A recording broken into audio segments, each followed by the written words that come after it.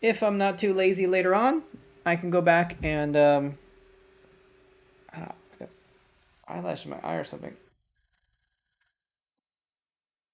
If I'm not too lazy later on, I can come back and I can like have a cut so that it'll be like the start of the VOD basically. So welcome everybody. Hello there, ladies and gentlemen. Mole Chap here. Welcome to VODs and Chill. We are back. This is April 28th, and I have not been able to do this show in quite a while. I've been on the road, and it's been very difficult to find good enough Wi-Fi, or good enough internet, I should say, to actually stream with. I stayed at a few hotels here and there, but hotels are actually not even usually good enough internet speed, so it's been tough. So I've kind of been off of doing the live streams for a little bit, but back now. And at least for now, for the time being, for the foreseeable future, I should be able to keep doing these shows.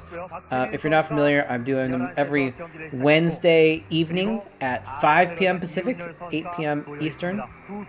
That might shift around a little bit, but approximately those time periods at that time. And then Saturday afternoons at, I believe, 1 is what I'm going to shoot for, 1 p.m. Pacific. So that's the schedule. So we're going to do it twice a week, and hopefully with some in the afternoon, some in the evening, it'll be at a time that everyone can make it at some point. So welcome. Just turning my phone to do not disturb so we do not get disturbed here. And anyway, so welcome to the show and welcome back. We're gonna get started here with, we've been watching, I alluded to this series a little bit in the games that I've been doing on YouTube. At this point in time, I've cast all the way through the third place match of the 2005 Ever OSL. We still have the finals to do, and the finals are going to be coming up before too long. I'm going to be recording those this week probably. Not going to do a live finals this time, I think, but I'm still going to do like a finals broadcast, I think. Do it all as one big VOD instead of separate games. And so I'm going to do that this week, but we're through the third place match, and Go Rush was the person who was in the third place match. He actually didn't win the third place match. He was versus Zelos. But I wanted to go back and watch this because I've talked about this series of Nod versus Go Rush multiple times in the recent months because it's been very important, because Nada and Go Rush have been in these Star Leagues. And so I just wanted to kind of go back and actually watch it. Like, we haven't actually watched it, and so I want to watch the Nada versus Go Rush games and kind of see how they went. And I'm not going to be casting any Nada or Go Rush games, unfortunately, anymore, but so it's not that kind of context, but at least we'll have, I don't know, it's just interesting to go back and watch it. And of course, if you are tuning in right now, requests are welcome. We don't have to keep watching through this whole series. If you want to send in a request, go for it. The links are active in the chat right now. Please don't abuse it, but just say, hey Mole Trap, can we watch this game, and post a link, and that'll make it easy for me to click on it, and then we can load it up next to go. And if we end up with a queue of multiple games that people want to watch, just out of kind of fairness, if people give a donation of even any bits or something like that, then those get a little bit of priority. It's only fair that we watch those games first, but not required at all.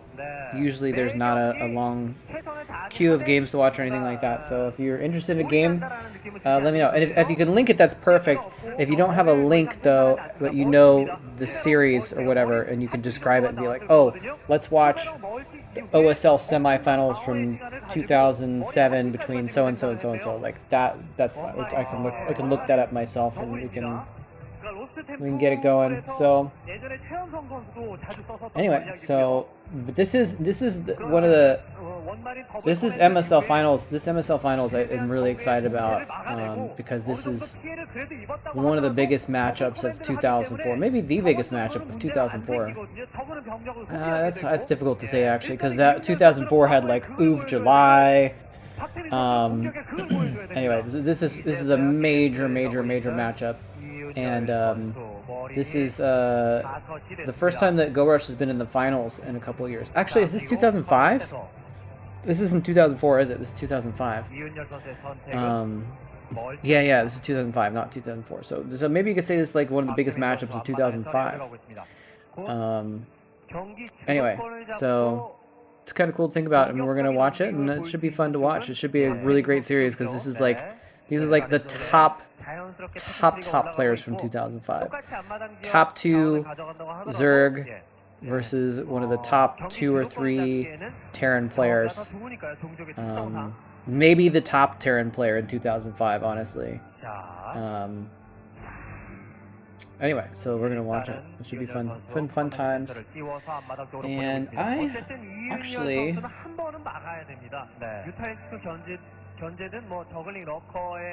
I have not. I don't usually tweet about this, but because it's been so long, I'm gonna send out a little tweet here about it. So,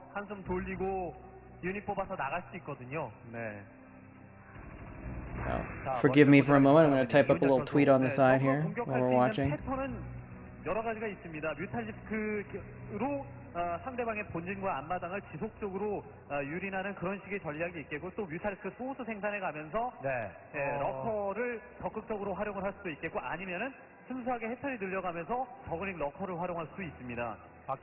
After a month of traveling internet, I'm back streaming. Come hang out, watch some classic pro StarCraft, and chat about games, life, whatever.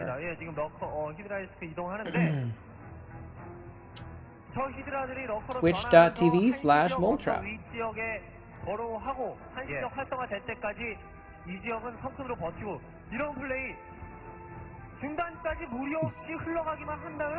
Alright. Twiggity tweet. Sweet tweet. Alright, there we go.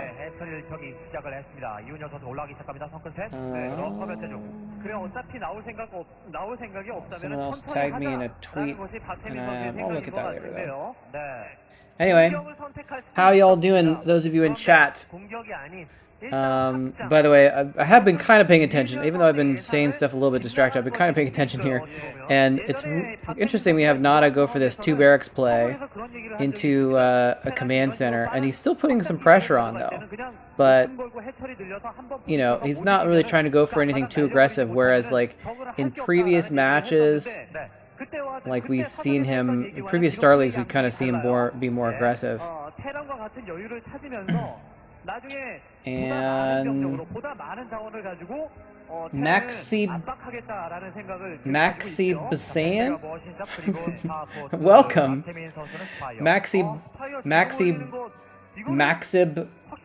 San? I don't know how to pronounce your name at all, man. Usually I can come up with some sort of pronunciation, but there's like the consonants in there are in an order that's messing with my head a little bit here. Oh, great question, by the way. Who is against who? I've decided, I don't know why I didn't do this before, but duh, I should add some identification about the game on top of the broadcast for people that want to know that. So there you go. This is Nada versus Go Rush. Maxi, okay. Welcome, Maxi. Oh, are those... Oh, no. He did not know the lurkers were there. He's like, I'm going to do a quick stim. I'm going to run in here and get some free hatchery. Although, actually... Oh, is that drone going to kill it? Drone killed the Marine. Oh, no. The drone almost killed the Marine. That was actually so close. The Marine's still going to die eventually anyway. But it's kind of clutch that one Marine is in there just doing work. Right? It's got to die eventually, right? Yeah, he's just going to spawn another drone. Finally gets it. 1 kill on that drone. That drone's going to be in the gas mines for the rest of its life. It's going to be like an old man drone in the gas mines telling the new gas miners, whippersnappers, back in my day, I killed a Marine. Yeah, old man, you always tell that story, whatever. The mutants are out now too, though. But that hatchery is still there, and those were clutch lurkers on the ramp, though. I mean, it's kind of obvious, but like, I'm actually a little surprised Nada didn't. Maybe because he didn't know they were there. If he knew they were there, he would have done something clever and like ran one Marine up the ramp to take the hits, and then ran the rest by and like done a run by or something like that. So. 박태민 선수 자 벙커와 터렛을 일단 방어를 생각하고 있는 이윤열 탱크 나오기 시작했습니다. Used to watch me, Colorado Diggity Rise, back in the late 2000s. Eventually life got in the way, interest waned with StarCraft 2 being released. Cool, man. It's good to have old viewers come back, and we're kind of reliving the glory days here, watching old VODs. And I don't know if you know, Diggity's back too. So I'm back on YouTube and streaming, and Diggity's back as well. Oh, here comes Go Rush with the Mutalisks. Huge surprise comeback. You're still doing commentaries regularly. Yeah, so... hold on. I'm going to respond to that in a second, but this is... I really want to see what happens here. Okay, he's sieging up, so it might be a little while. But, yeah, I mean, I don't know if I could say that I'm, like, dedicated to... I'm not still doing commentaries. I'm doing commentaries again. I stopped for several years, and I just came back basically at the start of the pandemic. And actually, even before the pandemic started, I was already prepping to come back, and I'd fixed my computer, my streaming computer and recording computer, and like getting ready to come back and do commentaries again. And then the pandemic happened, and I definitely had time for it. Oh, look at this attack! The lurkers are... He's trying to get the lurkers in the back. The Marines are running, and the whole time they're running, they're getting attacked, but they got out of range of the first lurkers. But it doesn't matter. Go Rush just had too much stuff. Can you imagine if he had stuff coming down from the top right as well to sandwich them all in there? Oh, man. That was epic. I think Go Rush just clinched the game right there. By the way, I should probably adjust the window. Can I do this? There we go. We'll make it a little bit bigger so we can use more space on screen, just a little bit more game.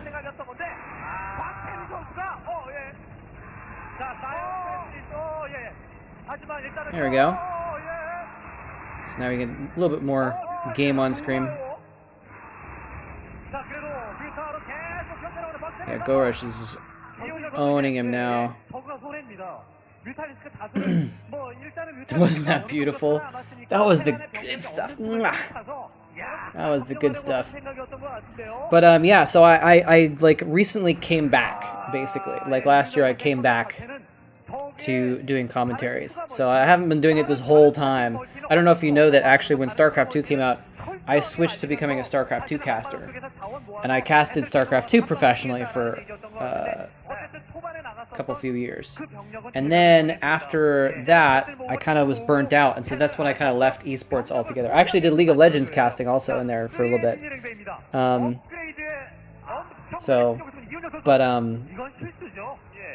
Yeah, so then after that, in like 2012, when I came back from Korea, I was like so burnt out on esports that I couldn't get back into it, and I had to just take a break from it. And I thought I was going to take a break forever, basically. But then, you know, after several years, I kind of got over being burnt out. Is he going to go for a Greater Spire at some point, by the way? I feel like that's common in 2005, and he's got these Mutalisks hanging out in the right spot where they would want to be to morph into Guardians to go after the natural expansion. I'm just like feeling like that's probably what we're going to see here pretty soon, is some Guardians. I don't know if he has a Greater Spire though, morphing right now or what. He's got the Hive because we see the Defilers. Anyway, but yeah, a lot of people had that happen though, where, you know, they were just like, you know, watching some esports, but, you know, life gets in the way, and esports isn't always life. Unless you're tasteless and artosis, then it is. And it was for me for several years, actually. Esports was life for a good 3 or 4 years of my life, at least. Maybe it was kind of like, it was a big part of my life for at least 4 years. 3 or 4 years, so. He has one up? He has a Greater Spire already? Okay. There we go. I knew it! I knew it! I mean, it's not a difficult call to make, but yeah, I kind of saw those Guardians coming. Gorosh is in a beautiful spot right now. He's got Defilers. He's basically immune to damage because he's got the Defiler set up perfectly. Okay, these Guardians are just going to soak up some Radiates. They're not going to get any damage done. So that's a little bit of a danger of the late Greater Spire that we almost always see that happen. So I'm almost a little curious why they do it, although maybe, you know, that's why they don't do it in 2007 or 2008. It's extremely rare. And that's why, because like all they need is like one Wraith or a couple Vessels, and like the Guardians just don't do any damage. You have to invest so much money. The Greater Spire, I don't even know how much that is actually, but it's like 100 gas at least, I think. And then, you know, if you count the Mutalisks as money spent already, then the Guardians are still 50 gas each, plus all the minerals that you have to spend. It's very expensive, and then you don't get any damage. He didn't do any damage there. He killed one turret and like maybe one SCV. So it's like spending 1,000 resources for one turret and one SCV. It's not good at all. So, and now, because he spent that money on Guardians, this push out into the middle of the map, you know, he's got enough vessels to irradiate everything. Is Nada actually going to win this game? I thought Gorosh kind of had it locked, but Nada has a really sizable force. And because he killed the Guardians really easily, and he killed a bunch of Defilers and stuff in the middle really easily, he's in pretty good shape. Now that is a significant armor. Look at that! Oh, that was gorgeous! Oh my god! Wait, I gotta go back. Because watch this. Okay, ready? Watch. Watch. Okay, I think I went too far back. Okay, here we go. Watch. Okay, I don't think you could see it. Let's go back one more time. Watch the split. The split on the Science Vessels. This is actually really difficult to do. Do you see that? He did... Like, it's really hard to do that. You have to have all the vessels on different hotkeys, or you have to shift-click really fast. Maybe he scanned and then shift-clicked them. That might have been what happened. But that was actually really cool. He's doing a really good job of just darting in there and like getting off the radiates and then falling back, and he's not losing vessels, even though there's like 1 billion Hydralisks there.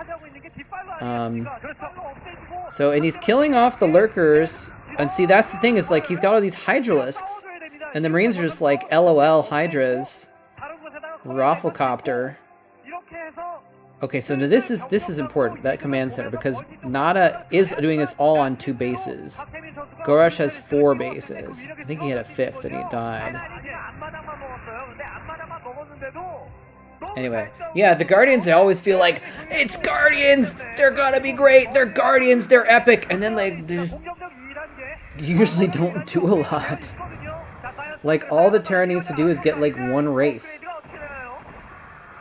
Sometimes. If they don't protect it properly, they get 1 Wraith. Now, in the OSL, we were watching, you know, the Terran got Wraiths, and then the Gorosh got, like, Scourge and Overlord and Mutalisks, and a Devourer to counter the Wraiths to protect the Guardians, so the Guardians could do damage. So, like, if you're ahead enough that you can afford all that gas, because Devourers are super gas heavy. 250 gas, basically, right? 100 for the Muta and then 150 for the upgrade. Super, super gas intensive to get a Devourer, and then the Scourge and the Mutas. If you can afford to get all that, they can be really strong, and they can be a finishing move, but it's hard to be able to afford that. Usually you have to be doing well anyway. But now he's got Hydras and Lings and Defilers and Ultralisks. And Ultralisks under Swarm are something else. That's some epic stuff right there. And he's kind of patrolling around the middle of the map. I think he's almost like content to just like be like, I've got 4 bases, you've got 2. You need to come kill me, not the opposite. So he's kind of just like chilling in the middle right now while he gets more stuff, more and more stuff. Oh, here we go. Those vessels are like, see you later, Marines. Rest in pieces. We're gonna get out of here. Oh, the plague on all of the vessels. Oh, no. Oh, man. How epic would it have been if Nada was so smart that he got restoration before that even happened, and he restored all those vessels and removed the plague. Oh man, look at all those irradiates. He went out again. It looks like he lost some vessels though. If you go out with the vessels at full health, and there's a few hydras there, you can get out of the way in time, but not when they're at low health. So I think he lost several vessels there. But look at this. Go Rush just has so much stuff. The ultras, he keeps swarming. The swarm jumping is just beautiful. Just absolutely gorgeous. Oh my god. And the ultras are still alive. And now there's like 10 medics sitting around healing each other. Oh, Nada does have 4 bases actually.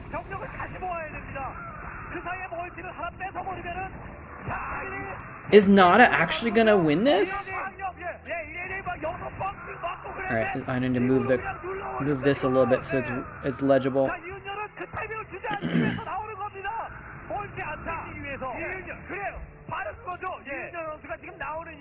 Such a genius. Oh my god, there's an Ultralist just sitting there like 10 feet away from the command center, a bunch of free SCV kills. And he's like not going in. It's just like, I'm just gonna scare him.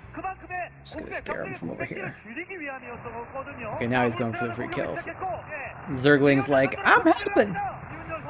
Helping!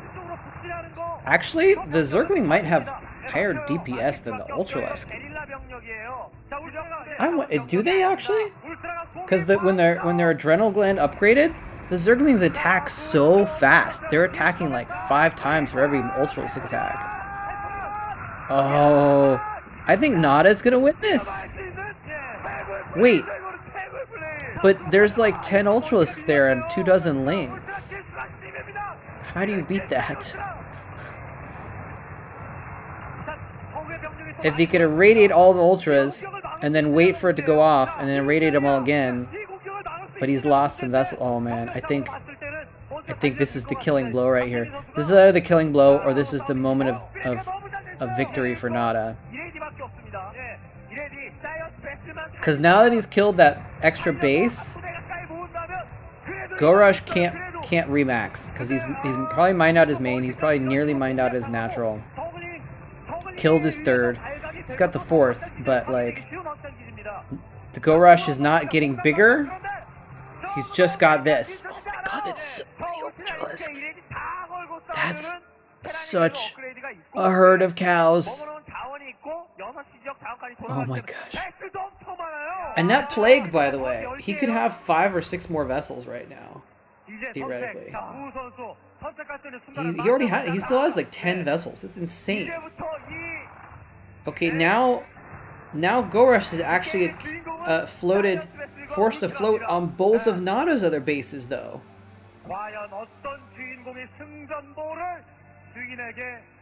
This is insanity. I don't even know what's going on in this game.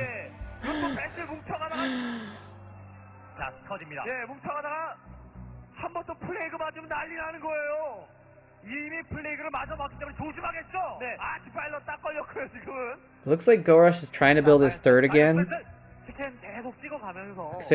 So Nada is basically not mining right now. Go Rush is barely mining. But Nada has the vessels though. If they don't engage, if they don't actually get into an engagement, then Nada wins the long game because his vessels can keep killing things and recharging energy and getting away. Oh, unless they all die to Scourge.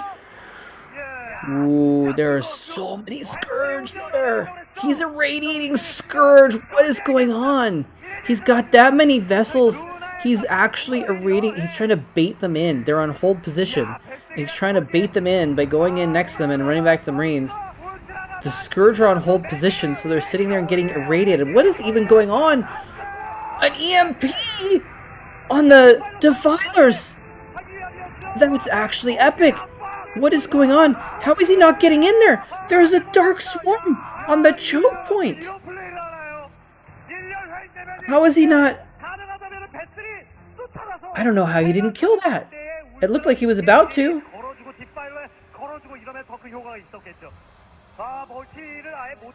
Is Gorush thinking he can fall back and win the long game because he doesn't think Nada's mining? Is that what's going on?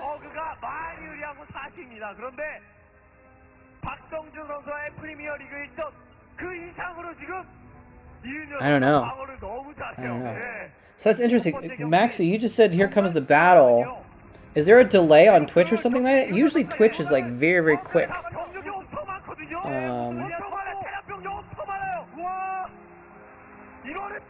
Let's see.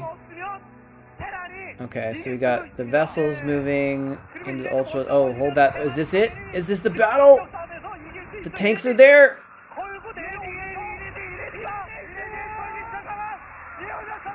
Yeah, no, the Twitch isn't delayed. Okay, he's see, this is what I'm talking about. He's irradiating everything, but one plague gets most of the vessels. That's a huge plague. A huge plague. He gets a swarm on the Marines too. The Marines can fall back to the tanks. Those tanks might win it though, because if it's just Ultralisks that have been softened up by irradiation.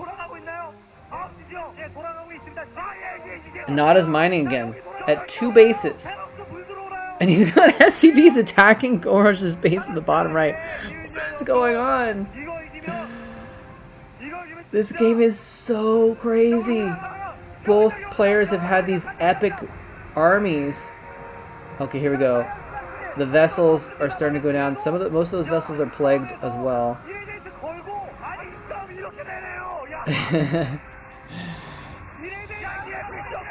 Oh my gosh. He's going to, if he kills those tanks, I think it's, I don't know if he can stop it. Well, no, there's not very ultras left actually. Holy crap.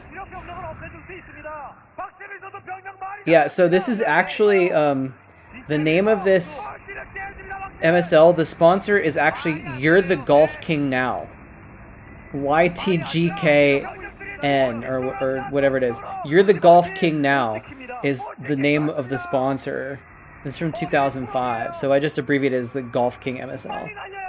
And I think it was like, I don't actually even know, but I think like You're the Golf King was like a golfing game, I want to say, but maybe I might just be making that up because I feel like that would make some sense.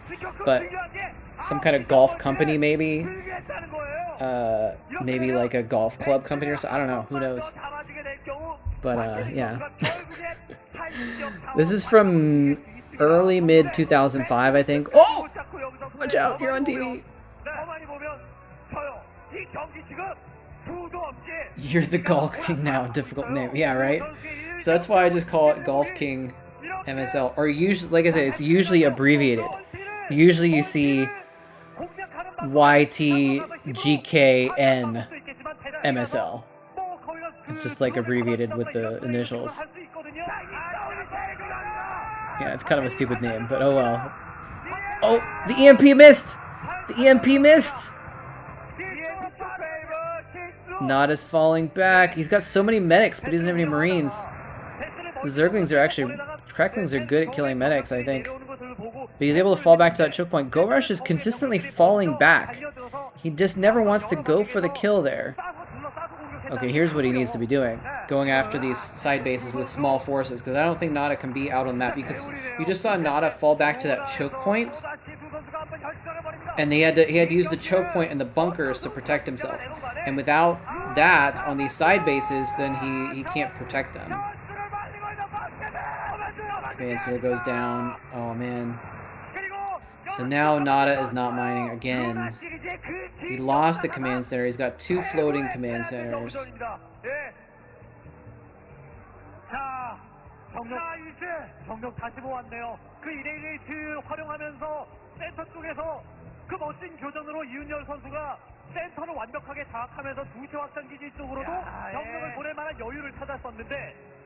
Does Nada have a base there? Oh, that's one of the ones that's floating. He's not using it, but he's got Marines on the ramp. Oh, he's landed it. Okay, so he's landed it and he's mining there. He's got a small force protecting it. That force is not going to stand up to that, especially not with a swarm on the ramp. That base is dead. Oh, the Hydras are getting the plagued vessels too. Zeridians are getting everything. He's caught up on that ramp now, but it's like it doesn't matter. You can't kill Zerglings with irradiate. So, oh my gosh, he's just irradiating the crap out of everything. He's lost a lot of vessels, but he's been really effective with the ones that he's had. Oh no, is that command center about to burn down? Look, we're seeing his barracks. He's not building any more Marines right now. He's got no money. Got no money. Oh, he is building Marines now? Okay. He's building around the Marines. Distance mining. No, actually, he's got a command center. Somehow Nada keeps, like, popping up bases all over the map. I don't know how he keeps doing it. But he's able to just keep consistently getting bases up and running, even though Gorush is, like, attacking them all over the place, left and right on the map.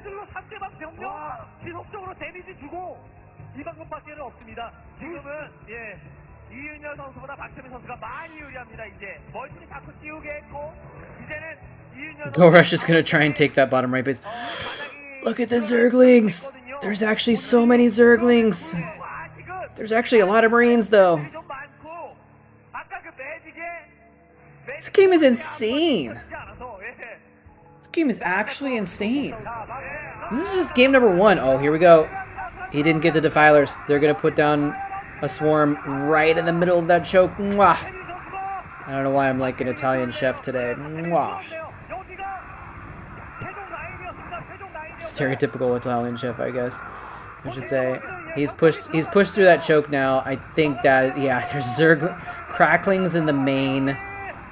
Ultras pushing the Marines back into the Hydras from the other side. Yeah, this is over now. This is finally over. When you got cracklings in your main, and you got no army to clear them out with, it's over. It is over. Oh man, cracklings are so strong. I think they're probably 3-3 upgrade at this point too. GG. GG coming from Nada.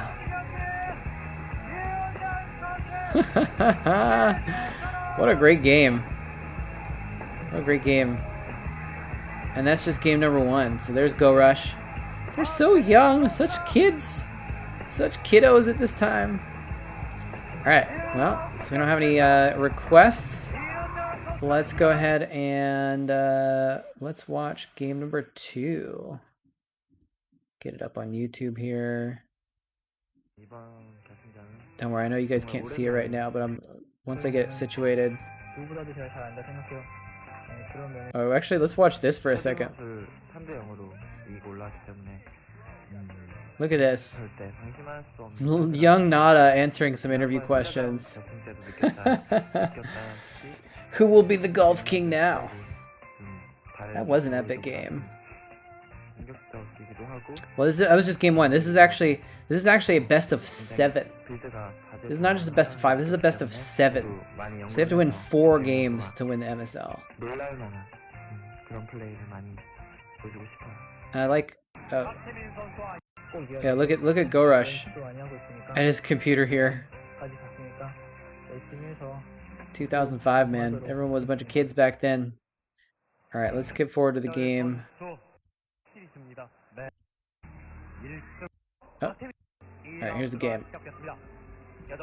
There we go. Get it going. Game number 2. What map is this on? This is on map Arizona. Do not know the map Arizona. Of course, it's a desert map. That's kind of funny. I wonder why it's called Arizona.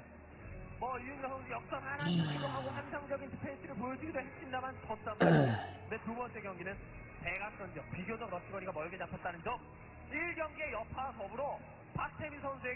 you're not familiar with these fellows, Nada is the Terran player, and Gorush is the Zerg. Well, I guess you could probably guess that, right? Gorush would be a good name for a Zerg player, if you didn't know. These guys are absolute legends. Especially Nada. Nada is like one of the most accomplished, greatest players of StarCraft of all time. You know, not like not in a way that like Nada in his prime would not beat Flash. You know, but I think they probably played at some point actually. So like the best Nada was not a better player than the best Flash, but just as far as like his ability at the time compared to his contemporaries and his accomplishments over the years, you know, 100% Hall of Famer right here for Nada. You know what I'm gonna do? I'm gonna run for a minute. I'll be back in like 30 seconds. I'm gonna go get a root beer so I can drink a root beer while I'm watching this game. I'll be right back. I'm gonna leave the game running though, just because might as well. I'm not gonna miss too much. 5시 쪽을 확인한 다음에 다시 이제 대각선 방향으로 드론을 보내고 있죠. 원베럭대에서 태클을 이제 원베럭 태클을 많이 선택을 하는데 투택이 나온 경우가 있었고 예선전이나 본선 무대에서도 뭐 조용호 선수를 이길 때도 투택으로 이겼고요. 벌처 활용을 하면서 그런 게 있었고 그다음에 뭐 투스타포트 레이스로 타이밍 뺐고 베럭대에서 병력 꾸준하게 찍어내서 그 한타로 밀어버리는 그런 식의 전략이 있었습니다. 자, 이 애리조나에서는 이훈열 선수가 패배한 적이 없습니다. 대저그전 4승 무패, 박태민 선수 베테랑전 1승 2패. 애리조나 원베럭 테크 플레이가 일반적이죠. 애리조나에서 그것을 일단 박태민 선수가 알고 있을 텐데 그것에 맞춰가는 플레이를 하기에 애리조나가 썩 좋은 맵은 사실 아닙니다. 앞마당 지역에 가스가 없기 때문에 투가스의 힘을 발휘하기 힘들거든요. Okay, I'm back. 뭔가 좀 You know, this show is about chilling and sipping a nice cold beverage with some sugar in it is a good way to chill. Over here just in case it sprays or something.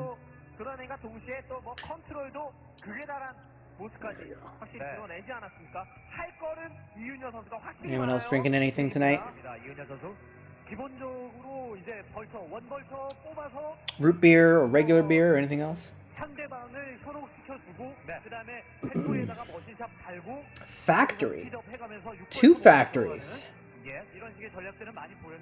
Did I see 2 factories, or was that a factory and a starport actually? I could have missed that when I was getting the root beer. Machine shop too. Interesting.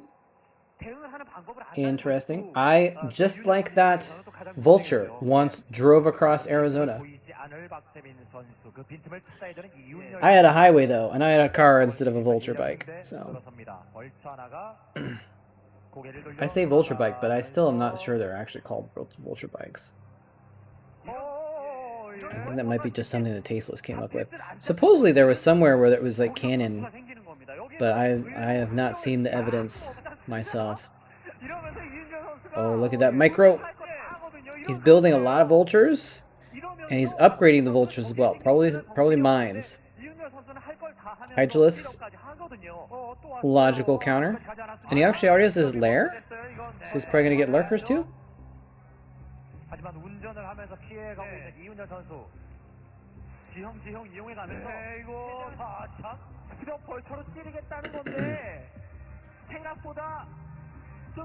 Creep colony at the natural. Smart. Very smart against the oh, he's gonna block the back entrance so he can't can't squeeze the vultures around behind the minerals. This way. Yeah.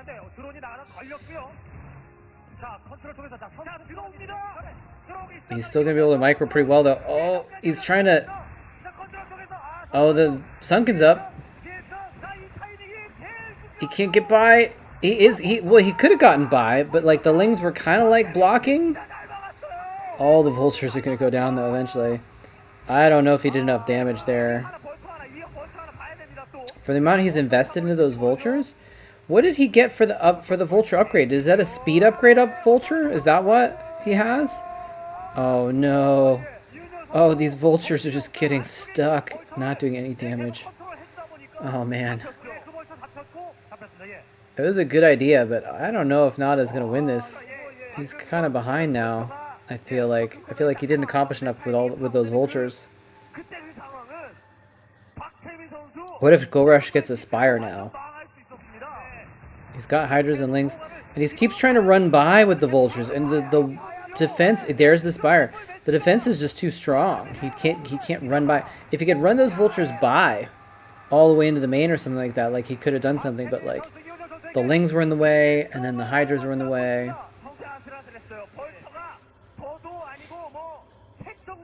By the way, also let me know if the audio balance is not okay. If you want me to like turn up or down the game volume.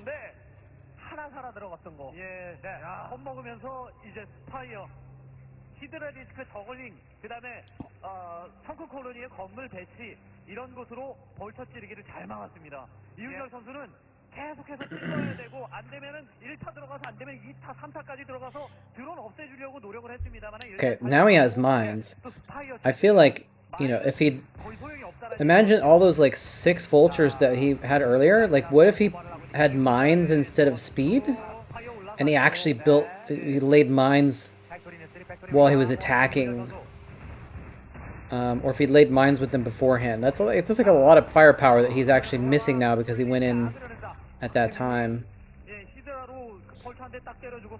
Vultures actually do pretty good damage against Sunkens, I think, because they do full damage. Oh, he gets the Sunken, pops away. So now the mutas are out. Now the thing is he probably has Goliaths coming, right? Hopefully he has some already. But oh, this is interesting. Oh, he killed that Sunken, and now the back door is open. He can run around the bottom. He's going after drones. Oh, there. See, that's what I'm talking about. Planting the mines in the middle of these attacks. What just happened there? That was a weird interaction. Okay, so now the mutas are in the main. There's only a few Goliaths. Oh, he's gonna push them. I think he could have killed those Goliaths, honestly. I think now that he has to wait for, if he waits for another round of Goliaths to come out, and there's 6, and then there's 9 Goliaths, like then he can't deal with them, which is the mutas. I think if he attacked, kept up the attack, yeah, like what is it, 5 Goliaths now and a Marine. It's too much. I think maybe. I wonder if he. I mean, obviously, Gorush knows better than I do, so I shouldn't like question him. But like, I feel like if he kept up the attack, he could have killed off a couple Goliaths and like kept more pressure on or something like that. Maybe he just didn't want to lose the mutas, because now you can use them to harass, pick off that SCV building command center, slow down the expansion.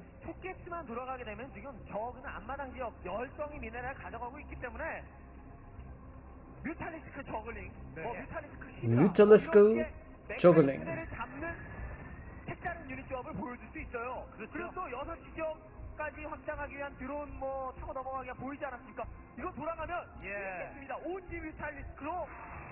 Nice.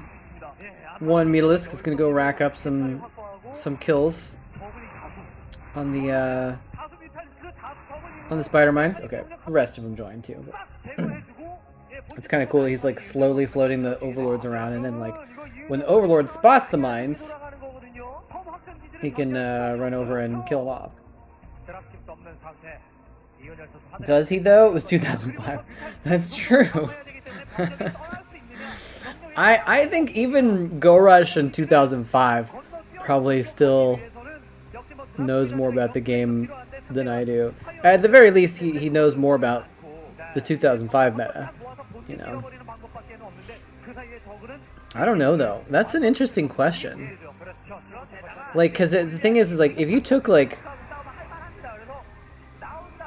you know, the worst pro gamer from 2020 and you put them in 2005, they're gonna win every tournament, right? So like partly that's that the play has evolved so much, but has the ability, the sheer ability has evolved so much. But is that the same for the knowledge as well? right, is the game knowledge so much advanced. Like, the meta didn't change that much. Like, it's changed a lot, but in small ways, right? It's not like in 2005 they're like thought that Marines were bad against Mutalisks or something, and they've changed their mind. It's like, you know, the unit counters were already in place, so a lot of the builds were kind of already in place in some form. So I wonder how that would work. Anyway, I'm gonna go ahead and I guess in some ways I would know a little bit more about different possibilities than Go Rush would in 2005. But I think overall, any programmer is just gonna have more of a in-depth, like, personal knowledge of like what to do in a different situation. Their game sense. That's what I'm thinking about. Their game sense is gonna be better than mine, for sure. That's a lot of Goliaths. He takes out the Sunken. That's a lot of Mutalisks too, though. And he doesn't have any Hydras. If he had Hydras mixed in, maybe, that would have been a lot better. But is he just going to kill off all the Goliaths? He is just going to kill off all the Goliaths with straight up Mutalisks. Oh my goodness. Destroyed him. Well, maybe not destroyed, but like he won pretty decisively there.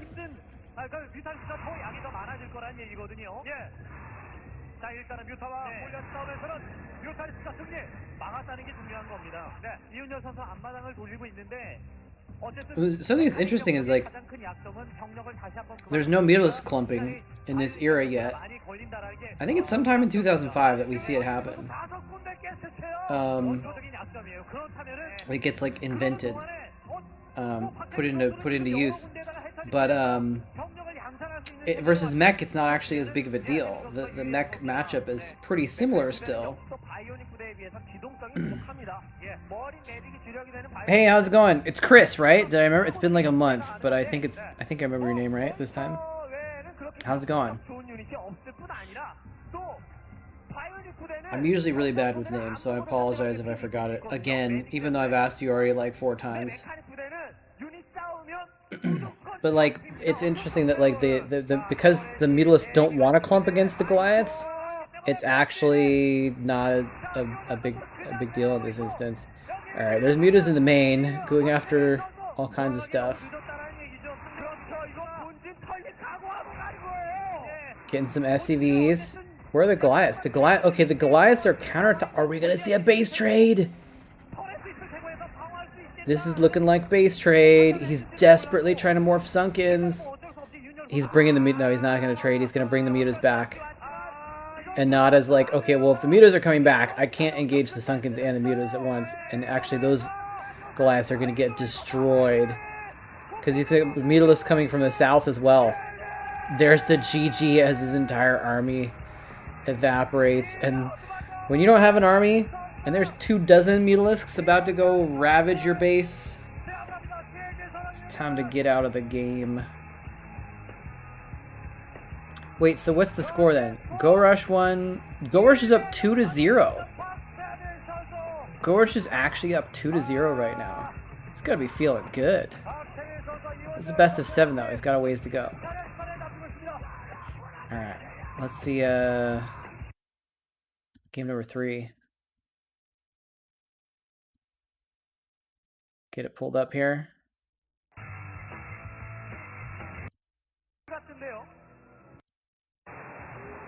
Alright. There we go, game number 3.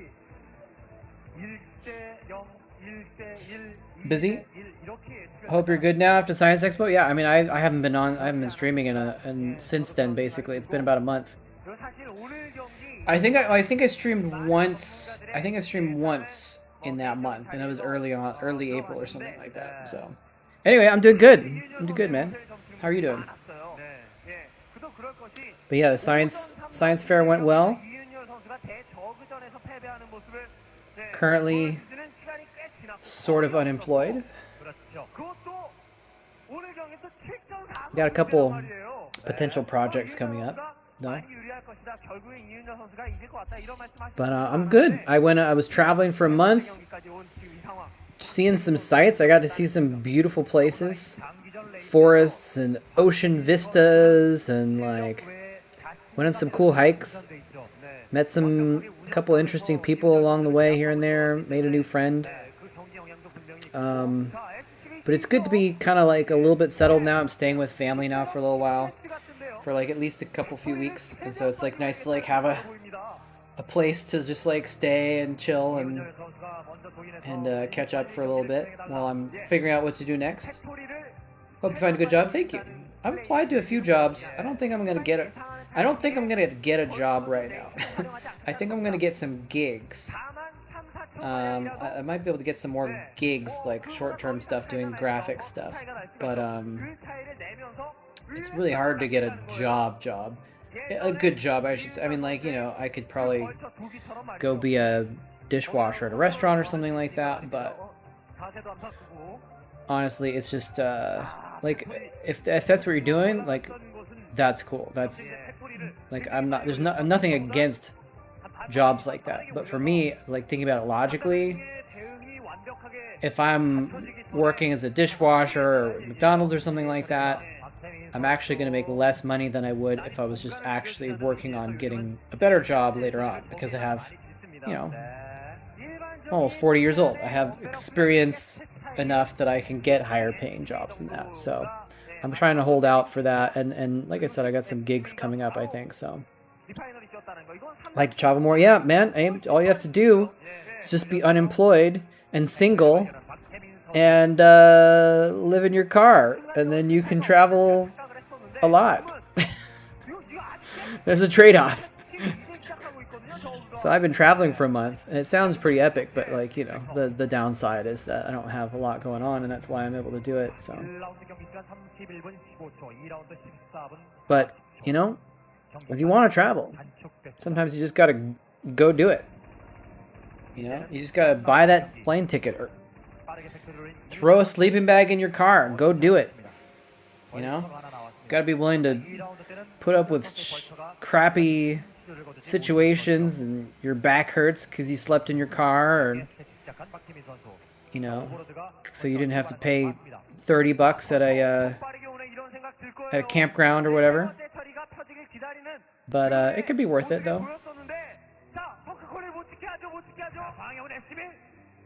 I don't have a second alone. You have kids or something like that? Oh, Nada, he's got a vulture. The Zerglings are chasing it out. Those are slow Zerglings, but it's also a slow vulture.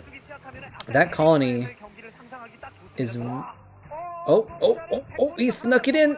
He snuck it. Oh, but he's behind the minerals, and that actually means that he's trapped now. I think that vulture's trapped. Nope. He's gonna kill some drones. The Zerglings don't want to go after it for some reason. Oh, is he gonna get up the ramp? He turns away from the ramp. This is interesting. So this is Nada, man. Nada is just running around with this one vulture. Oh, the sun comes up. But he's just doing so much distraction with this one vulture while he's also building his base back at home. What am I drinking? Just some root beer. Let's see if I can get a view of that. Blue Sky Cola. Alright, and it's hard to, for some reason, it's like blurring it out because it thinks it's background. It's kind of weird. Obviously I got something set up to like blur the background. Blue Sky soda, root beer. It's not super great, but it's okay. Blue Sky is like a kind of a hippie brand of soda. They do like, and that's, you know, it's good. Like, it's got cane sugar in it, so it's like natural, pure sugar. You know, instead of like processed, a little less processed and stuff like that.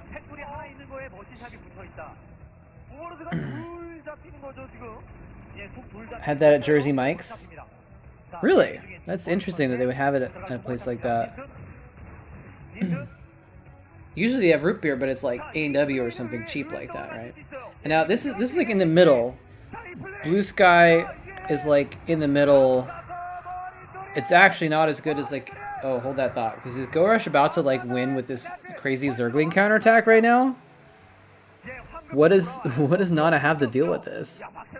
Oh, he's got some Marines. Okay, he's running his Vultures. Actually, his Vultures aren't very far away, so he's gonna be okay with this. The Marines are there. They're gonna be able to get some kills, and they're gonna buy time for the Vultures to come back, and the Vultures are gonna clean up. Okay. Fast, rabid dogs. That's right. That's Zerglings for you. They have it on tap? It might be better on tap. It's, you know, this is just a can. I usually get bottles of like Winehearts, which is another like kind of fancy root beer brand, or they do different sodas and stuff like that. I actually saw another one today that was like twice as expensive as this, and I was thinking about getting it, and I was like, nah, I don't need root beer that's that fancy. I'll just get the normal stuff, or the mid-level stuff. It was called like Main Root. Like the brand was Main Root or something like that. And it was like $7 or $8 for a 4-pack of these bottles of root beer, and I was like, I don't know about that. I mean, it's cheaper than alcohol, I guess, but still. I usually don't drink very much soda almost ever, but for some reason today I was like grocery shopping and I saw some root beers and I was like, I'll get a few root beers. Might as well. I'm trying to lose weight, so I might not even actually finish the root beer, just to like keep the calories a little bit lower as far as what I'm taking in. Because soda is like the worst thing to drink when you're trying to lose weight. It's just like, calories, empty calories, pure sugar water. I don't have to mime it. I can just eat. I can actually drink it. Pure sugar water. Sugar water with weird flavors. Yeah. Water, sugar, caramel color, natural flavors, citric acid. That's the ingredients. So whatever natural flavors are, that's what makes it taste like root beer, I guess.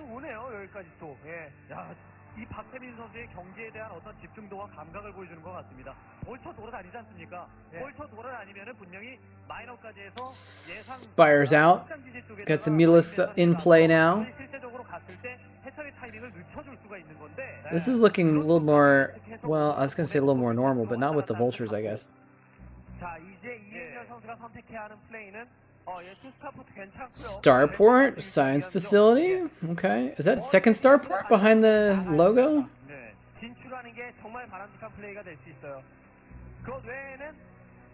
I like the bunker. I like the bunker, the combo with the combo having the bunker there in with the turrets.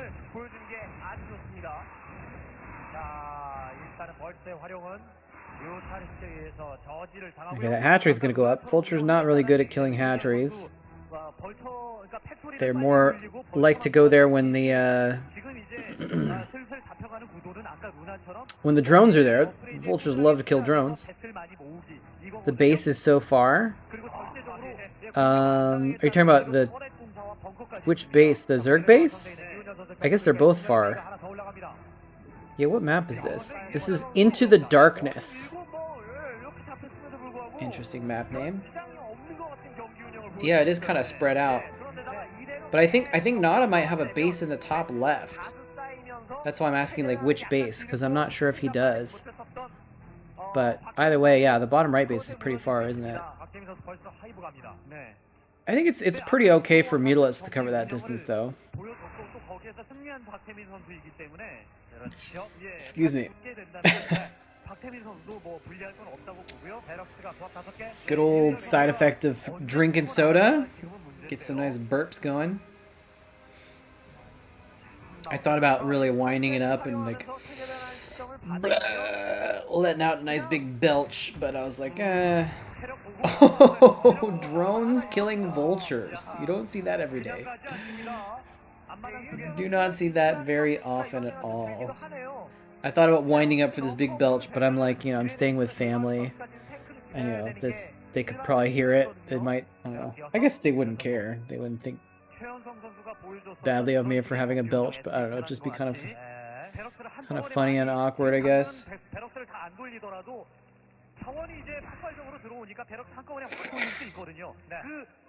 Hive, Greater Spire. Alright, so this is it. We're going to see a test of if the Greater Spire can actually be successful. Because it feels like we almost never see it be successful. The Guardians cost a lot of money. They don't usually accomplish as much as they would need to be worth the money. It's good irradiates. Couple vessels out now. Was that it might have been a second starport. And he might be making 2 starport vessels now. It's interesting that like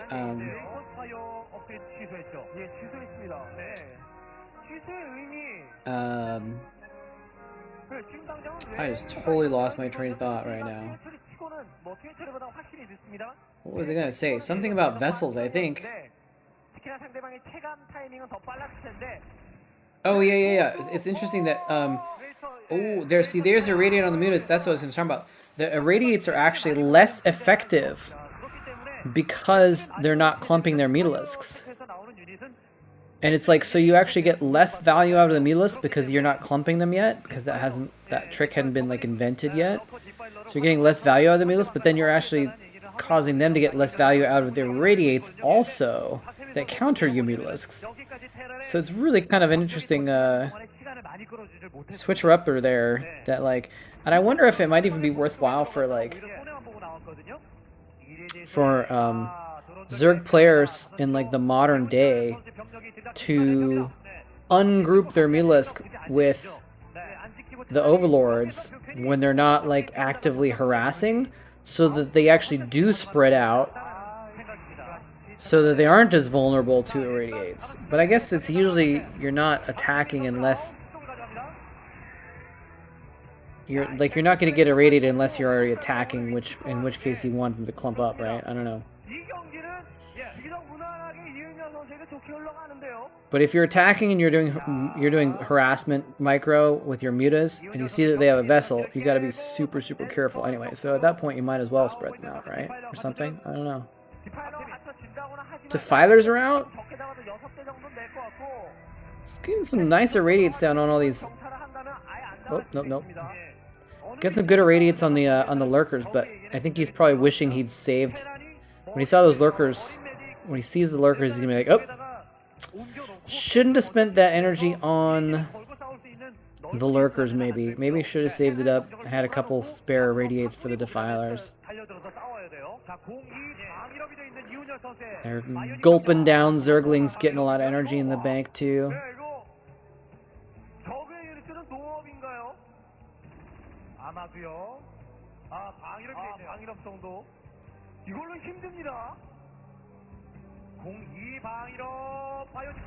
Alright, well, Nada's pushing out on the map here. The Defiler's like waiting for a chance.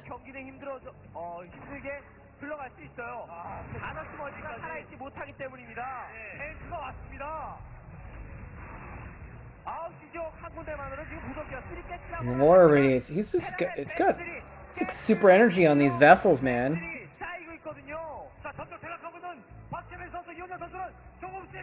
He's just being really effective with making sure he's using the energy I think that he has. Remember, Nada's down 2-0 right now too. So he's really got to win this game. If he gets a 3-0 deficit, it's going to be so hard. Expect dropship soon. Very good call, my man. Because Nada loves the drops, and this would be a really good moment for it. That's actually a super good call. I would be very surprised if you were not right, if there weren't some dropships coming out very soon. Especially because they're kind of in a little bit of a stalemate, and you can't push through the Dark Swarms. If you can't push directly into the Zerg, you gotta go around, and Nada is always so good about that. Now the thing is though, there are mutalisks on the map and probably some Scourge, so I don't know if it's going to be safe to send the dropships out, but he's probably going to try. We'll see, though. Especially because he has a lot of vessels, so he doesn't need. He can like afford to stop building vessels for a second.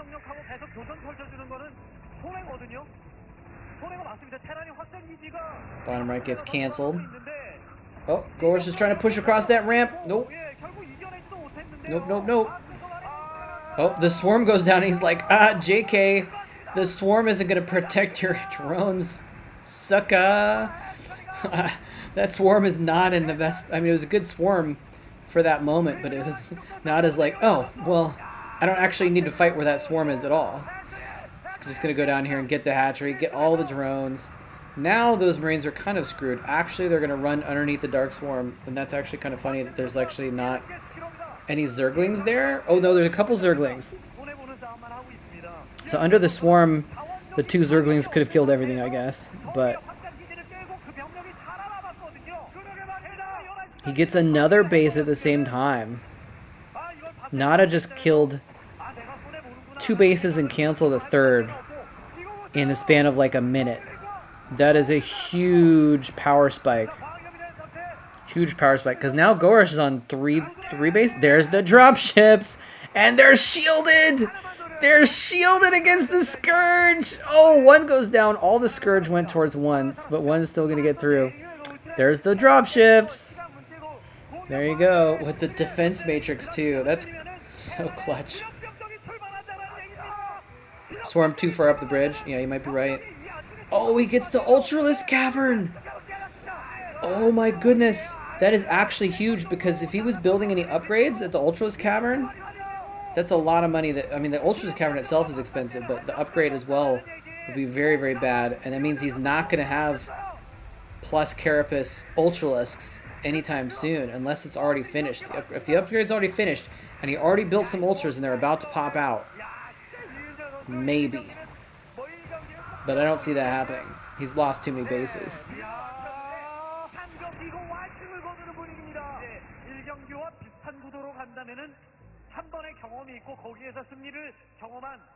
Zerg is fragile without adequate movement. I'd say so. Terran can be too.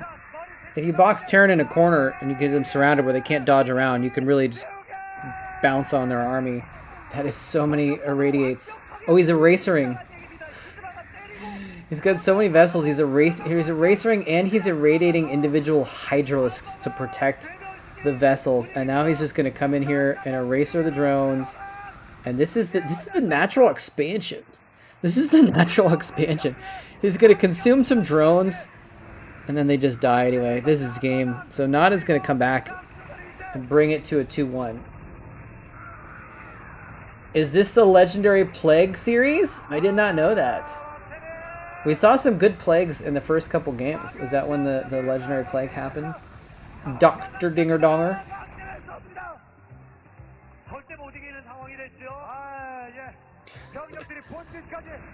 Luna, the final? Okay. I don't think we watched the game on Luna yet, right? GG.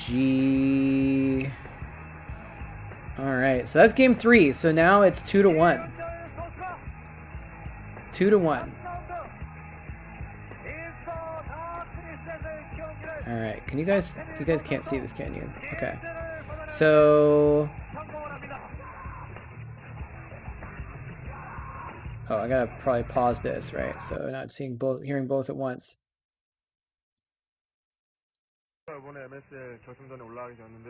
What is going on here? Wait, why is it not playing? If I do that, is it playing? It's not playing for some reason. It's so weird. I don't know why OBS doesn't properly show what's going on the screen. Oh, here they're showing the maps. So Luna was the first game. Hold on, let's go back. So Luna was the first game, and that was Go Rush. Arizona was the second game, Go Rush. Third game, Into the Darkness, was Nada. We got Raid, Luna, Arizona into darkness. 자, 이제 남은 4, 5, Miss these days with a huge crowd. Yeah, man. Look at the. Can we get a good crowd shot? I don't think we can get a good crowd shot in this particular VOD. Oh, here's Raid Assault. Oh, that's right. This is a weird map. This is the one with the two spawns that are like, it's not islands, but there's like a ramp down. You have to like take this little snaking route up around to get to the opponent's base. It's like very close by air. Look at those stats, by the way. Zerg to Terran favored 14-9. Oh my gosh. Alright, here we go. Get into the game. So many years. We are old, man. Yeah, these games were played almost 16 years ago. Almost 16 years ago. Yeah, this map is really weird. I vaguely remember it, though. I've seen some games on this map, I think. Even though I don't think I'd ever seen a game on Arizona that I can remember. But I've seen games on this map, I think. It's a very strange map. What is it? Wait, what is it called again? Raid Assault?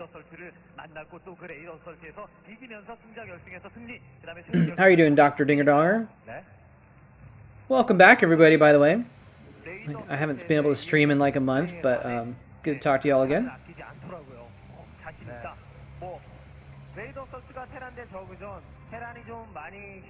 Two-player maps are fun? What makes you say that?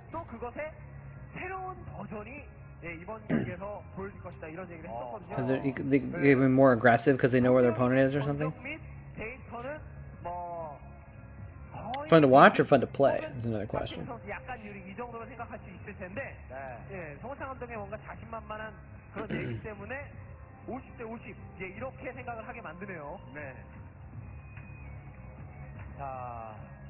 이윤열 선수 SB가 위쪽으로 돌아가죠. 예. 정면으로 들어가는 Just checking the.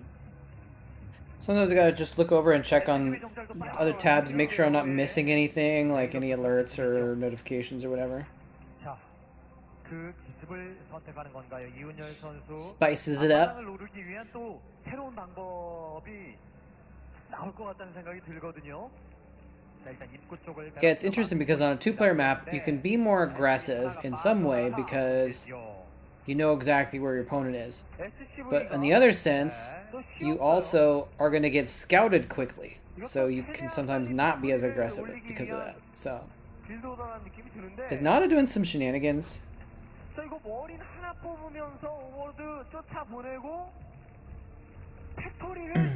저 SCV 숨겨놓은 지역에 지을 수도 있다는 느낌이 듭니다. 만약 그런 플레이를 한다면 모를 경우 엄청나게 큰 데미지를 입을 수 있죠. 네. 근데 그냥 엄청 끝날 수도 있습니다. 예, SCV 정찰이 좀 늦게 오거든요. SCV 정찰 타이밍이 좀 늦다라는 생각에 박혜민 선수가 낌새를 좀 찰 수도 있는데 일단은 그런 것을 방지하기 위해서 베럭스 짓고 SCV 나가죠. 팩토리 지을 것 같습니다. What the hell? 네, 자, 그럼 오버로드가 마주칩니다, 이렇게. 기본적으로 그렇습니다. 기본적으로 지금 오버로드로 쓱 찔러서 봤을 때는 예전에 이윤열 선수가 박태민 선수를 상대를 했을 때 그 운영을 머릿속에 박태민 선수는 그릴 수밖에 없어요. 네. 그런 운영에 당했으니까. 그런데 본진 안에다가 팩토리를 짓지 않고 바깥쪽에다 짓는다는 것은 충분히 변수가 될 수 있습니다. 뭐 더 전략이 Winner Taemin! 팩토리가 걸려서 실패한다고 하더라도 It's a Go Rush fan right there. 뛰어버리면 그만이고 본진 지역 오는 영러시는 뭐 원배럭에 생산되는 머리로 막으면 그만이거든요. 그래서 실패해도 그렇게까지 이윤열 선수에게 타격은 아니에요. Sorry about that. I got distracted by a couple text messages there. Hidden Pictory. That's correct. Is he gonna find it? Is he gonna find it? He finds it right as it completes. At least he's not gonna kill the SUV, but that is bad. He's gonna attack the factory. Now, is he building a vulture or something like that? If he positions his Zerglings correctly, he can trap the vulture. I don't know if he's gonna do it though. It looks like he's not. Oh, the vulture! Oh, he lifts it at the perfect moment. The vulture gets it. That was so clutch. He lifted and then microed the vulture away. He's only gonna get one vulture out though, but still. 2킬 기록돼 있는 멀티서 자 미네랄 뒤쪽으로 양쪽을 막아주기 시작하는 박태민 잡힙니다. 멀터 Vulture's dead. 저글링 셋 잡고 드론 하나 The Chad move now would be to build a machine shop and a tank. That'd be pretty clutch. 원래는 예전처럼 그 플레이를 하기 위해서는 아카데미 짓고 베럭스 짓고 엔지니어링 베이스 짓고 사포트 올라가면은 바로 사이언스 퍼스널티를 짓는 배슬과 머리 조합이 돼야 되는. Nada is addicted to risk. 아닙니다. 이거 완전 That's one way of looking at it. Yeah, I mean, I think he knows, like, he knows that being creative is a way to throw his opponent off, and like doing stuff that they're not gonna expect is like how he wins games. Oh, hold on a second. Are these okay? I think his door is pretty solid actually with those SCVs there. He can actually like repair the SCVs with each other. Now remember, I was saying this map is close by air. And he's sending wraiths. He's got 2 port wraiths. Oh, okay. He's actually stopping to kill an overlord. So yeah, he's actually gonna, because the spore colony is morphing and he kills the overlord first, he's gonna miss an opportunity to get a bunch of drone kills in the main there. But he's still gonna be able to do some significant harassment. Oh, yeah, and there's spore in the natural, the second base as well. So I think that's why he's addicted to like risky moves, is because like he's just a super creative player, right? He's the genius Terran. That's his nickname. Because he's a freaking genius. He just makes crazy stuff work sometimes.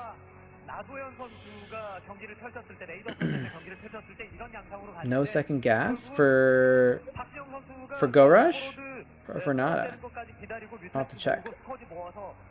Okay, yeah, now he's getting second gas. But yeah, Go Rush is stuck on 2 bases also kind of right now. Like.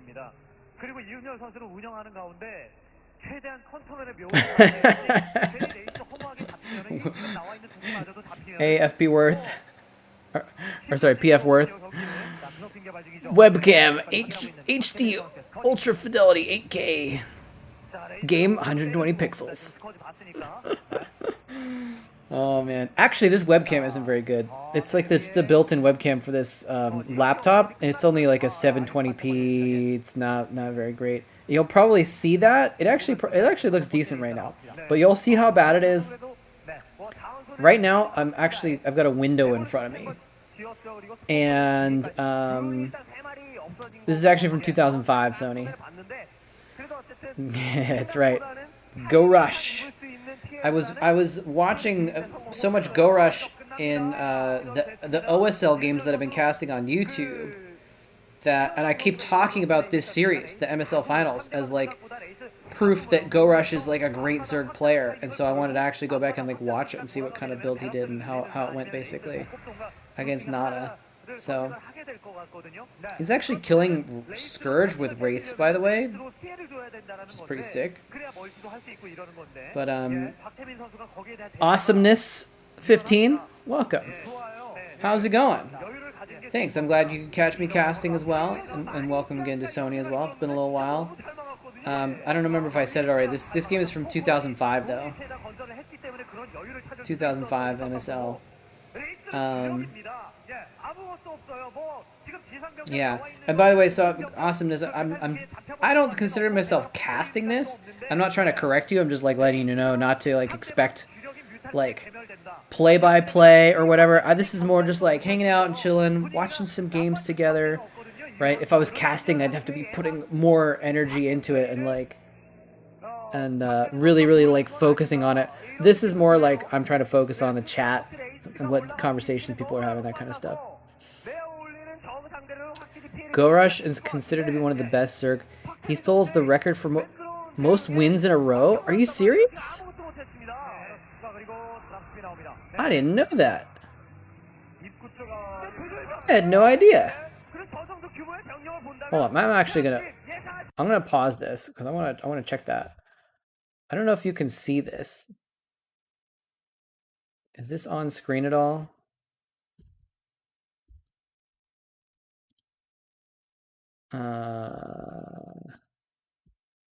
I'm not sure if it's on screen. StarCraft, Bird War. All right, so let's longest streak. Let's see. Most wins. There's got to be a page for something like that, right? All right. Well, what if we go for Go Rushes? Oh, I can look at my other page. Okay, you guys can see the screen. Okay.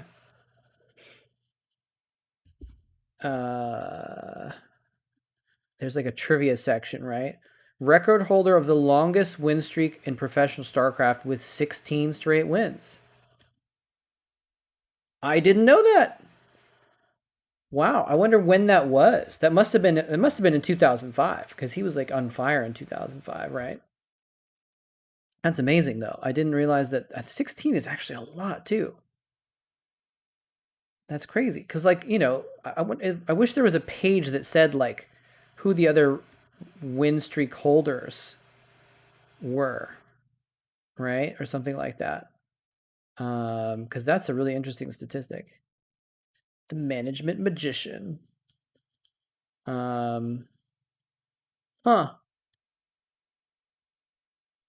You think it was effort?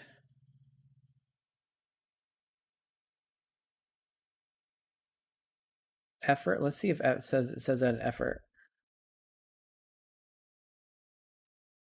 Facts. Second highest ranked player in the minor league, season 1. Okay, that's random.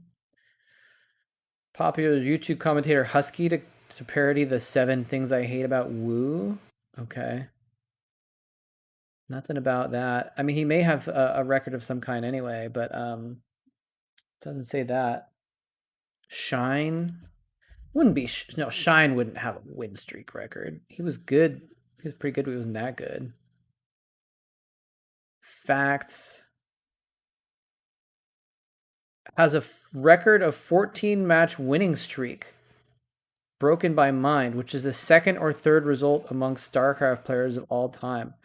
Really? Also holds the biggest ZVZ winning streak with 12 match. Are you serious? I had no idea that Shine was that, like, had that much of a thing.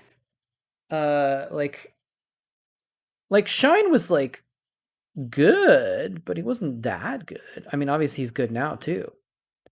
You can see, you know, he's doing pretty good in, like, Castermuse tournament recent years. But, like, you know, if we're looking at Kespa era, which is the era that's kind of the most important, I think, if you think about it. Kespa era, he was like, okay. Huh. Broken in the Bacchus OSL 2010 game 2. Yeah, he didn't even place in that, apparently. Oh, he must have.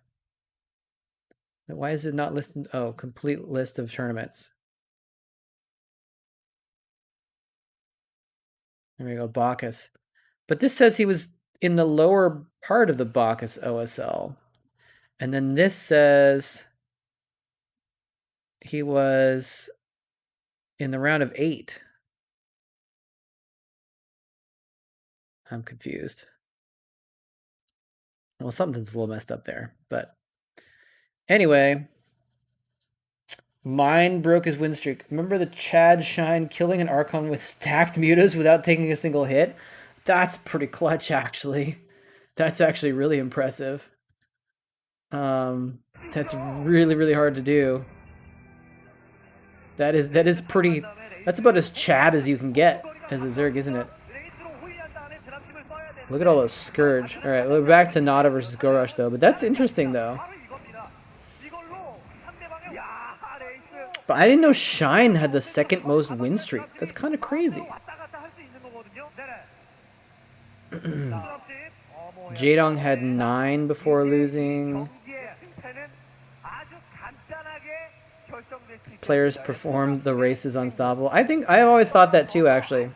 It's one of the reasons why I mained Zerg is because I felt like it had the highest potential right? Like, if played perfectly, I think that Zerg has the highest potential, you know? Oh, he's using the Wraiths to clear the way for the dropships, and now you can use the dropships to offload Marines. The Marines can block for the Wraiths, so the Wraiths can do more damage. What is he waiting for right now? He's regrouping or something? Probably just doing some macro at home. Here he comes in. He's gonna stim it. What is he going after with his stim? Is he gonna get the spawning pool? Oh, he's gonna get the spawning pool and the Evo chamber. The Wraiths are blocking the air, so the Marines can do the damage. But everything comes in. Oh my gosh, he annihilates everything with the Lings. Oh my gosh. Oh, that was a really cool attempt, but now Nada is fun having not any of it. He's about to get crushed, I think. That was crazy. That was crazy. Gorosh is so good.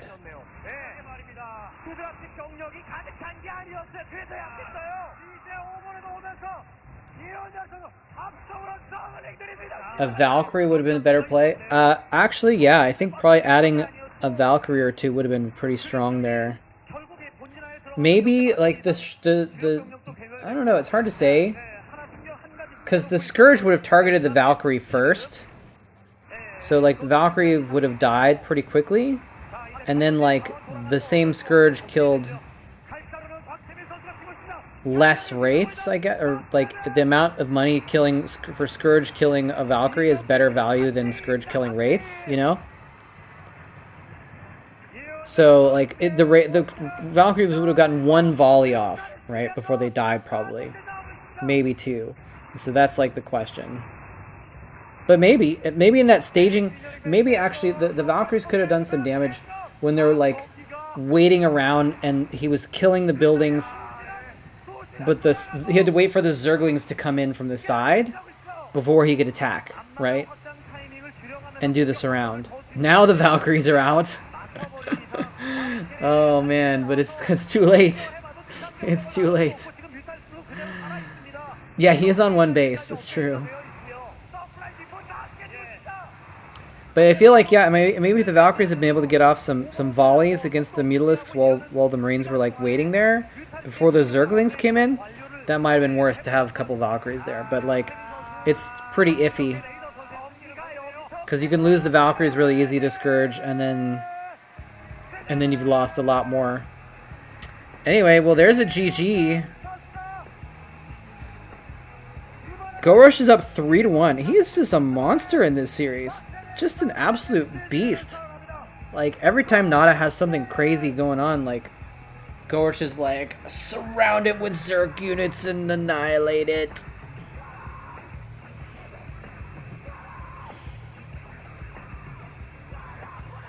Ideally, he would have used more barracks. Yeah, with the early port. He wouldn't know. Okay, yeah. Can't snipe stuff with the Valkyries. That's true, too. Hated this series? Okay, I guess we'll find out why. Seeing that many Scourge would have stopped Starport production. I mean, like, you know, if you can get Cloak and you can, like, get the right situation, like, it can be okay if they have a lot of Scourge, but not if you're trying to go in for an attack and they have spore colonies. Then, you know, the Cloak doesn't matter, right? So that was interesting, and I wonder what would have happened if if Nada. Sorry, I have like something in my eye right now.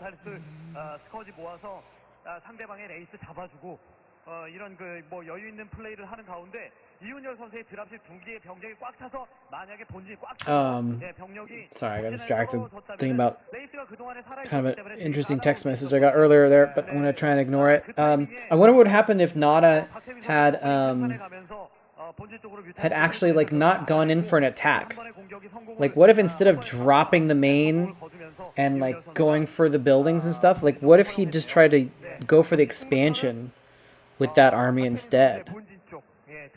And he was trying to kind of go for like going for the spawning pool and the evolution chamber. He was trying to get some tech, but like I feel like I don't know. Maybe he could have done better with that force as a more mobile force instead of kind of being stuck in the main. Because with the Marines there, like he had nowhere else to go.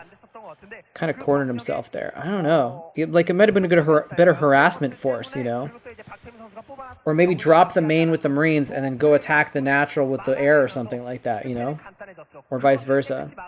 I wonder. I don't know. It might not have turned out any better, but just the thought.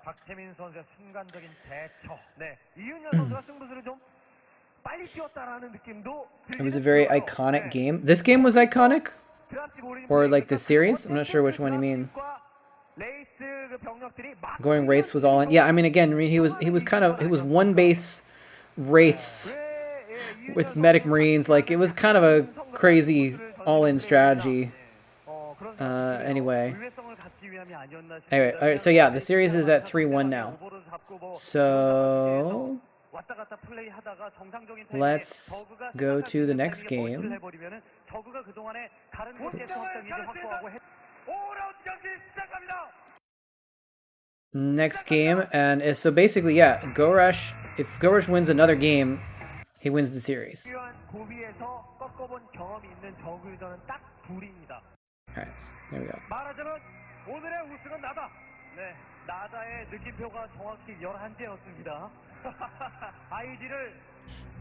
So this is Luna, yeah.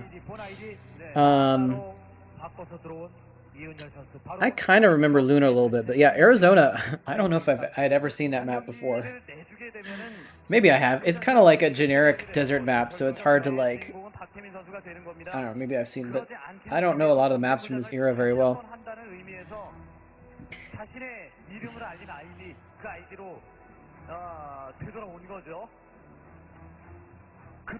But yeah, Gorush, if Gorush wins another game, he wins the title at this point, basically. Nada has to win 3 games in a row. Did I do that right? Yeah, he has to win 3 games in a row to take the gold. A tall order. A difficult thing to pull off. 양대 개인 리그 결승에서 이윤여석 선수를 꺾은 유일한 저그가 될 수 있는 겁니다. 그런 의미가 있고 이윤여 선수는 결승에 정말 여러 번 진출한 선수이기 때문에 오늘 이 경기 어찌 보면 수성이에요. 예. 왕좌를 지키고자 하는 예. 그런 의미의 전투. There's not many and most suck. You know the maps from this era? Hey, Think Quick TV, how's it going? My move, I don't know if I could say it went well. It's still sort of in process, actually, because I have driven a long distance with my stuff, but I actually haven't found a place to move it into yet. I'm staying with family right now, so I'm like still technically sort of not in my own place yet. So moving is still in process. Martian Cross. That name rings a bell, but I'm like not, I can't bring it to my mind. But like I said, I just do not know the maps from this era very well at all. Once you get to 2007, I watched so much StarCraft in 2007 that I recognize, I couldn't like name the maps off the top of my head, but I recognize most of the maps from 2007.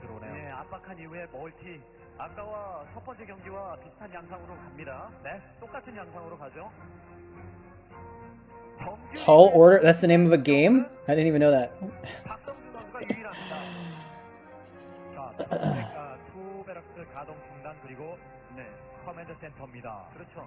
Listen to that song the day he died? I'm confused. I mean, I know that song, but I'm not sure why. What has to do with a map? Oh, DMX. Okay. Oh, he did a version of it. Okay, okay. I didn't realize that.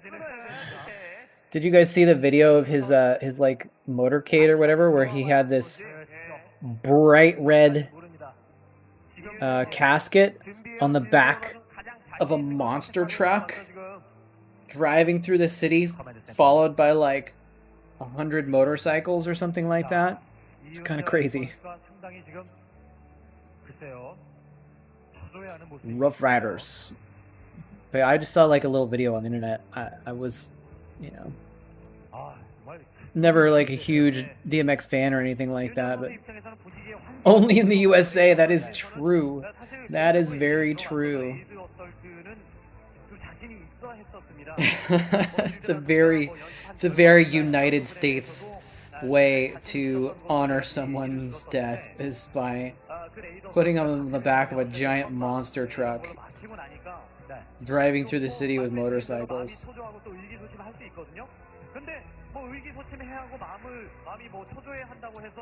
Let's Go 2021 version by TNT Records.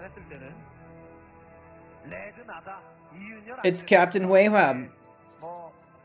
Hello, sir. How are you doing? Good to see you in the chat again. Faith Collins can't micro. What? I have no idea what's going on in the chat right now. Lately, I'm kind of starting to. As soon as I started catching up with it, then I'm like, what? Phil Collins can't micro. Oh man. Oh my gosh. I keep getting like something in my eye. And it's not like a euphemism for me like crying over DMX or anything like that. I'm like actually getting like an eyelash in my eye or something like that. Anyway. Nada has got to win all the games. I just heard the casters say Kangmin, which is Nalra's name. I'm not sure why though. Unless I just misheard it. Maybe he was in this MSL. Maybe that's why they're talking about him as being someone that was. Oh, he was in the crowd. Okay, got it. Cool. Nada is blending into the map styles. That is true. Purple Terran on purple tile set. The newspaper said Brood War corrupted the youth because the soldiers used drugs. What? That's ridiculous. Oh man. Video games cause people to be violent. That's for sure. And use drugs. This is a pretty sedate game, honestly. Like, it's just, I mean, it's like, it's cartoony enough that like there's not really a lot of graphic violence. There's no graphic violence really, even in the cutscenes. Like, there's no real violence in the cutscenes either. That people aren't. Not a lot of blood and gore and like guts or anything like that. And isn't there a setting in Brood War where you can turn off the blood too, like make it more like less graphic or something by turning off the blood? Because when you kill Marines or Zarglings or whatever, their blood's left on the ground, right? Like, isn't there a setting where you can turn that off if you really want to?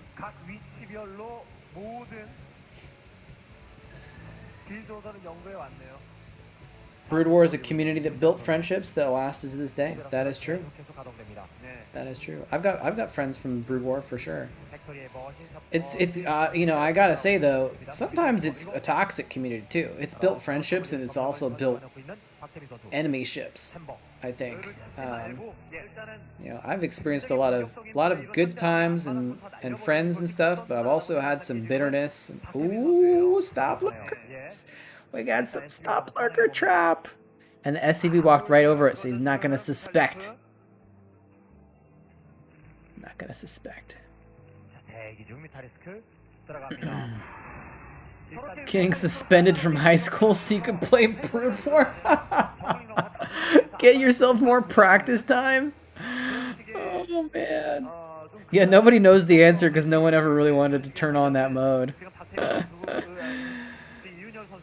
I thought I remember hearing about it though, because like it was something that they required you to turn on for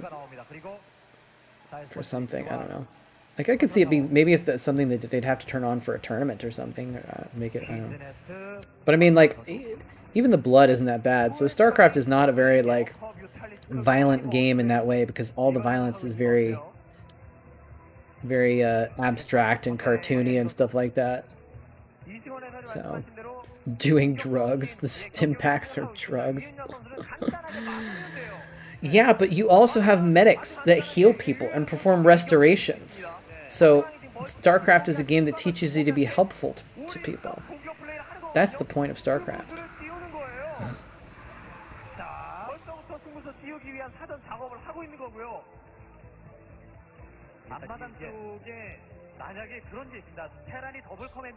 Friend convinced his teachers at Berkeley to offer a course on StarCraft.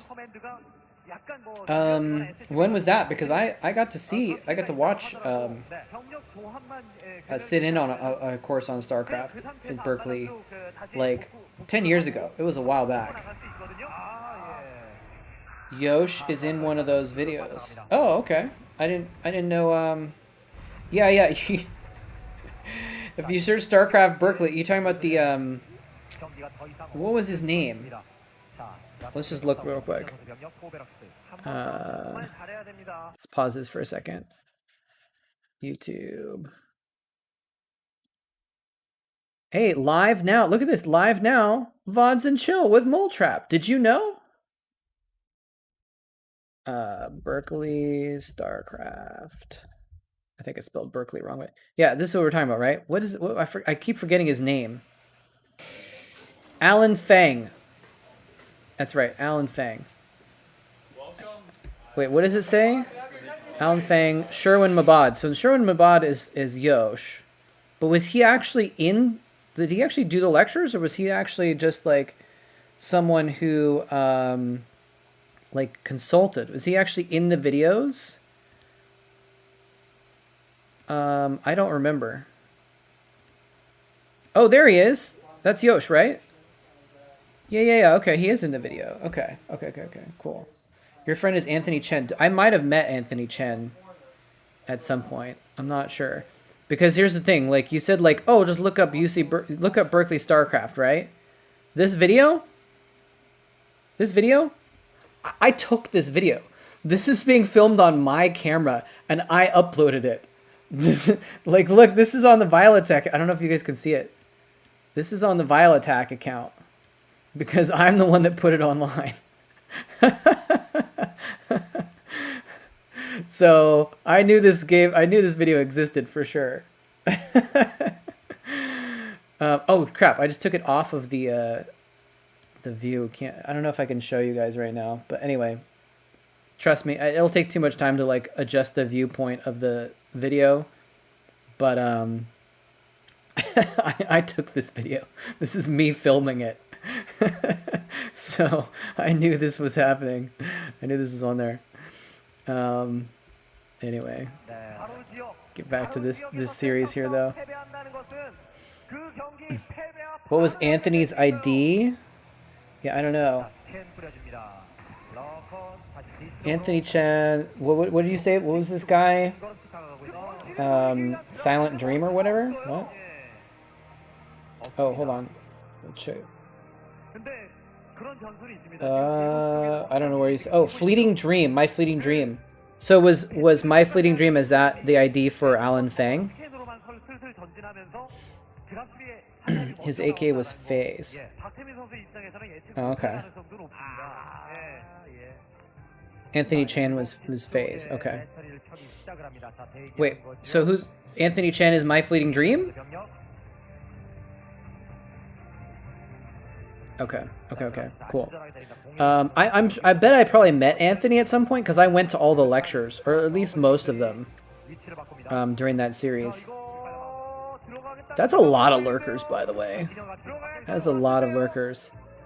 So, but yeah, I don't remember exactly how I got involved, but somehow I was talking with Alan Fang about it, and so that's why I kind of got involved. It might have been through Diggity, because Diggity like knew Yosh, I think. I don't remember. It was a long time ago. But I was living near Sacramento, and oh, is he about to trap the army? Oh my god, he's got so many lurkers and lings. He's going for the kill. There's a bunker there, though, but he can only put 4 Marines in the bunker. The Zerglings keep coming. Oh my gosh. So much Zerg stuff. What? Oh my god, he's killing everything. That was massive. And actually, still at the end, look, oh, Nada gets the side attack while this is all going on. While it's all going on, if he can get up that ramp, it's over. Getting up the ramp is harder than it sounds, though. Actually, never mind. He just walks up the ramp. He's like, screw it. I'm just going to go up this ramp. There's so many. He's just like streaming units in here. He's going to leave? Oh, there's a tank back there he doesn't want to try and mess with. He's actually just going to leave. Another dropship. So he gets the 3rd, though. Frickin' Nada is so sick. So sick. Like, when he's getting rampaged in his natural expansion, he's like, you know what? I'm still going to go run over here and kill this 3rd at the same time. Oh, such a genius, man. Love Nada.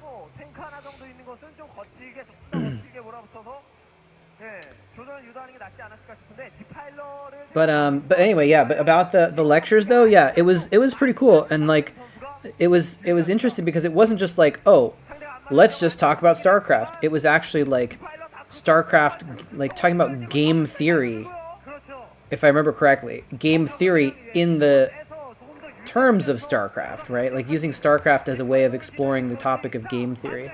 And so it was actually like a little bit in depth about like game theory and stuff. So you saw in that first one, they were talking about some pro gamers and stuff, but it was also like, oh, the dropship. But he's got defilers now, though. Oh man, does he have another swarm for the choke? It's gonna push him all the way back into his ramp again, I think. Another swarm goes down. Man, Gorish's swarms are just beautiful, man. He's just keeps hopping them forward. It's just great to watch. Because it's so hard to actually pull that off. Like, if you're actually playing the game, it's so hard to actually, like, keep track of your defilers and, like, keep them consuming units and, like, keep their energy up and hop the swarms forward and keeping the defilers alive in the background and not moving them into the line of fire and stuff. So getting these swarms going all the way forward into the natural is pretty good. Now he's on the ramp. Oh, I like that. He puts one on the ramp to block the reinforcements and then one by the natural so he can attack the command center and the SCVs. So good. So good.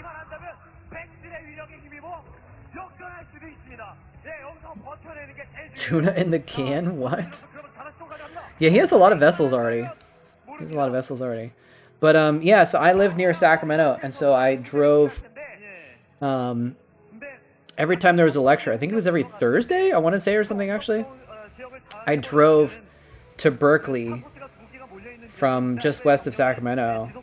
I went to school in Davis, and so I drove from Davis to Berkeley to like, do the lectures and, like, just hang out and talk to people and stuff.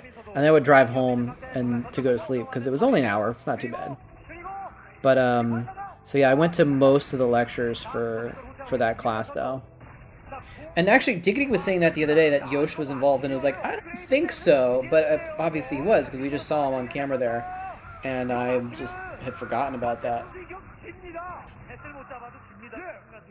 Diggity, if you're watching, now is the time to jump in with an "I told you so." Not here. There was a lot of esports going on in Berkeley, actually. Like, Berkeley had events at like Eudaimonia, which was a PC cafe, and I went for a couple events there. And we actually, I think we did a live cast of an OSL once there at like 2 in the morning. And there was some other lands that I went to also. I remember I did a live cast in Berkeley once where we didn't stream it. We didn't stream it at all. It was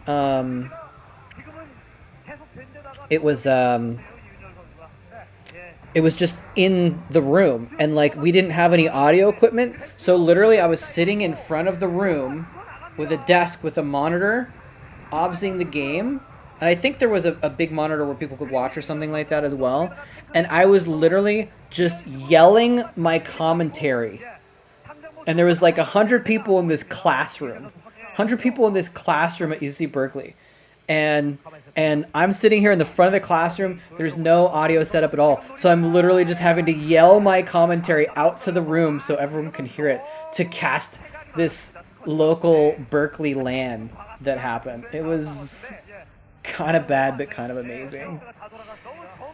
Oh man.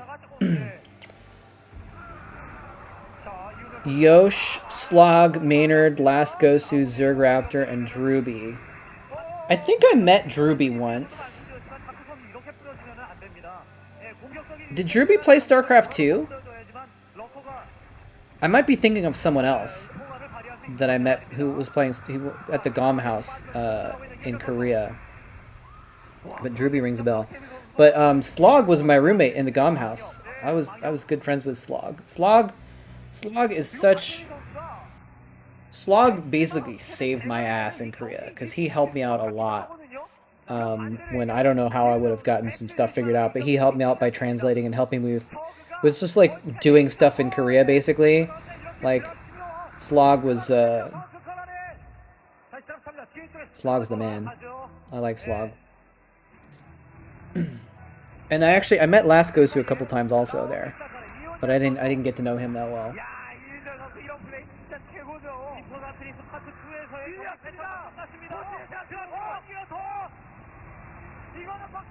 Nada with the drops. Drop in the main.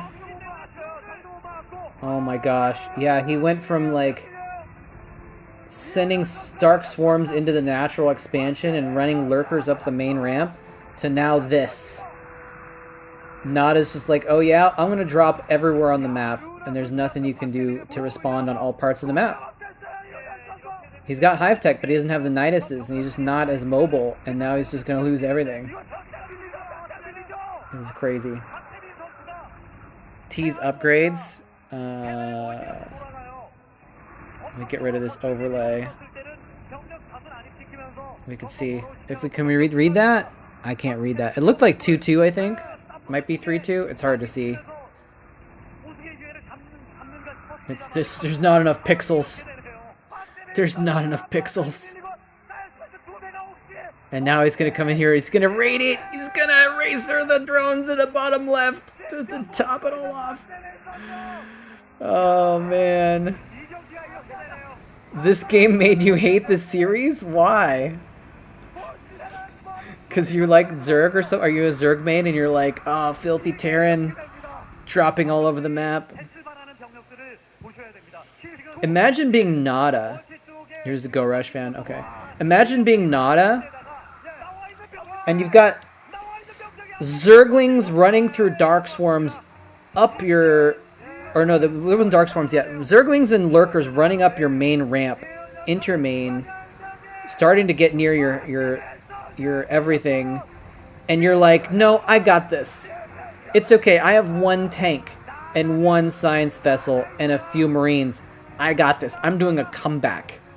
And just going for a drop, killing a side base, clearing up your main, and like, how baller do you have to be at that position and not GG and win the game and come back to win the game? Like, how do you not, like, let's go back. Let's go back.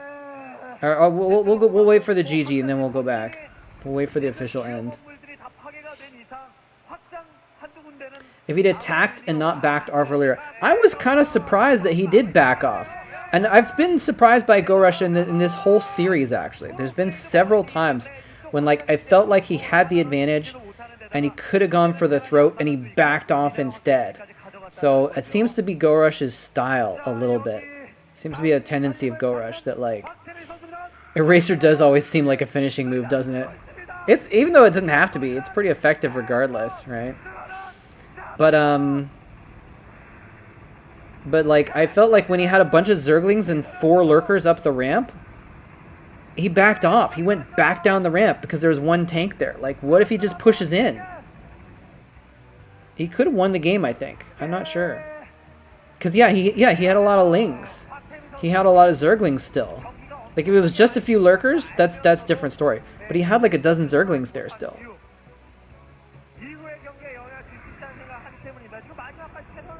Oh, man.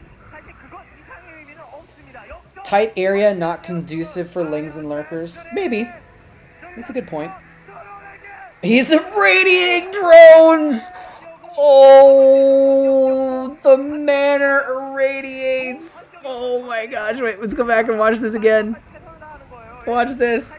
Oh man, he's like, I'm gonna flex my vessels on you right now. 1, 2, 3, 4, 5, 6, 7, 8. He irradiates 8 drones, 9 drones. He could have done an eraser with 2 irradiates. He's like, I got so much power right now. I've got so many vessels. I'm gonna literally irradiate every drone that you have left in your last crying base. Oh man. That was hardcore. GG.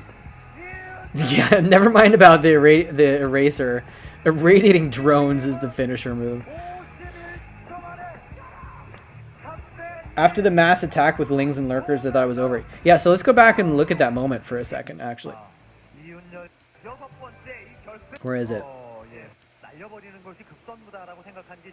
Oh, this stop lurker trick never worked for anything, did it? Oh, you guys can't see it, can you? Sorry. He had stop lurkers there, and it never really pulled anything off with them. That could have been pretty clutch if he did. But, wait, did we already miss it? We didn't miss it, did we? No, he doesn't have lurkers yet. Hold on.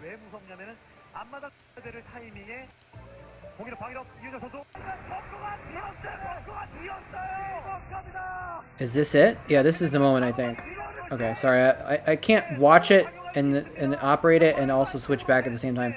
So this is it, where he's going in here. And I think the reason why Nada doesn't lose right now is because of this. Watch. We're going to see it in a second.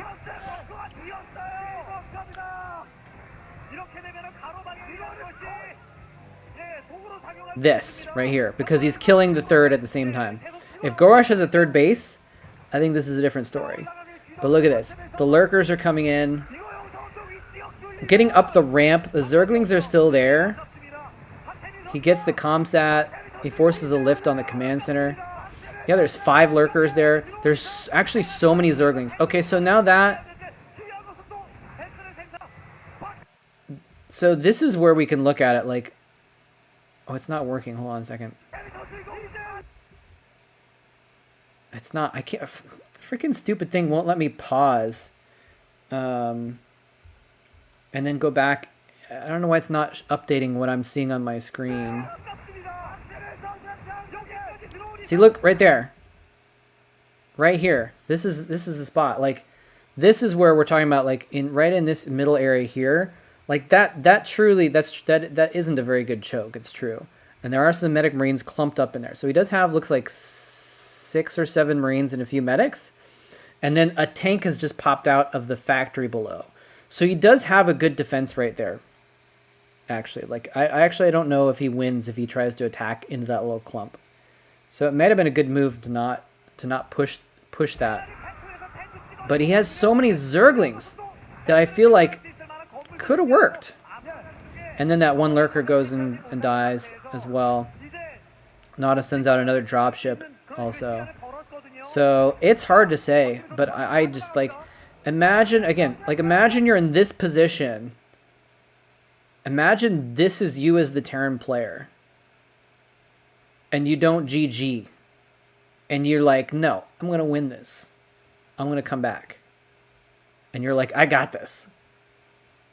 Nada is just such a freaking baller. Even though he's behind in the series now, of course. You know, winning this game puts him at 3-2. So he's still behind in the series. But like just the ballerificness that Nada has to have to like be in this position and just like still take the game. It's just absolutely amazing. Absolutely amazing. Yeah, and he has a dozen, more than a dozen Zerglings right there as well. Yeah, I guess it wasn't this. It wouldn't have been the smart move to keep pushing there. Actually, I think he probably would have just lost those units. But he doesn't really set up a great contain either. But again, right now he. Oh, you guys can't see it. I'm sorry. I keep. The stupid thing is not switching. Yeah, I mean, like, it's just what does Gorush do from here instead? Can he set up a contain? If there's a tank out, it's really hard to do that, right? And it all just comes down to the fact that he lost his third. If he had one of those lurkers at his third or something like that to protect that third base so it didn't die, Gorush is in a beautiful position here. Right? But because Nada was like dropping at the same time that was happening, because he's a freaking genius. So, anyway. I'm going to let this run for a second. Catch up on chat. I feel like I've missed a few things you guys are saying. Should have finished the starports or focused the science field. Yeah, he could have attacked the starports more. That's true.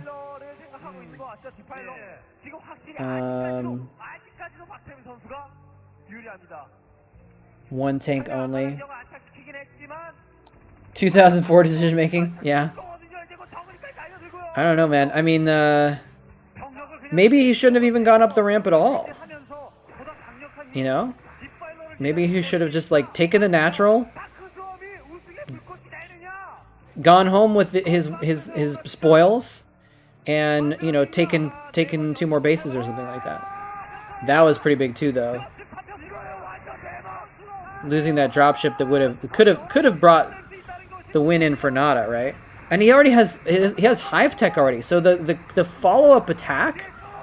That's another reason to keep those lurkers alive. Is if you know you've got defilers coming, then you might as well keep those lurkers and save them until you can put down a dark swarm on top of them, right?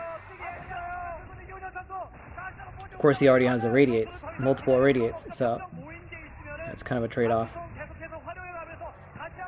Yeah, he didn't lose many units going up the ramp, but he lost units going back down the ramp.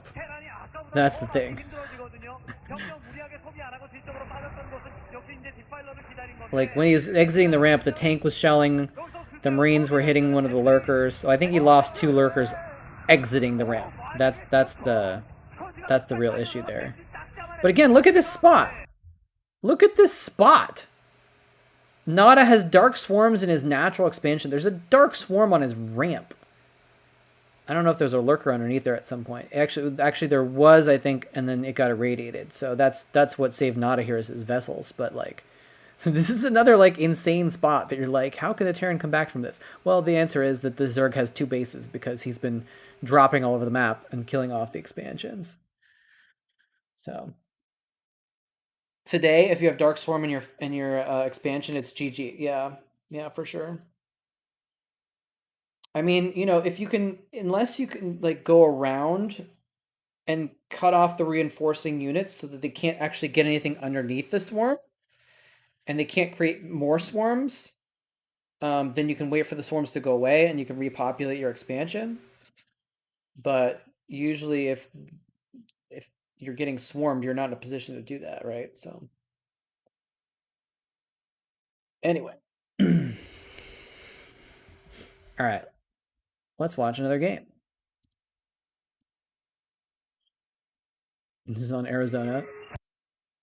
I like how the preview showed a burning factory. So here's Arizona.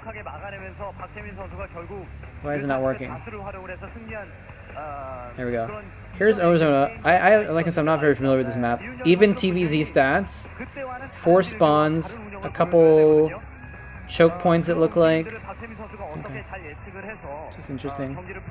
I don't need to... if I really wanted to see the map really well, I'd pull up a picture, but I'm not that interested. Let's go ahead and watch the game. 3-2. Pak Tae-min has 3. Ian Yol has 2. So if Gorush wins this game, again, he's the winner. Nada has to win this game, and then one more game. So he's got one of his 3 in a row he needed to win. I like when they could chat to each other a little bit. You know, do a little good luck, have funs and stuff in the beginning of the game. 혹은 운영을 두 선수가 들고 나왔을지는 뭐 경기 지켜봐야 알겠습니다만 정말 운명의 장난이네요. 예, 그 스타팅 포인트 그대로 걸리게 해줄 테니 다시 한번 해봐라. He could have tried to contain with lurkers, but you know, even if you have Dark Swarm, tanks are going to take care of the lurkers, you know, before too long, I think, and vessels. So like, I don't see that contain lasting very long, you know.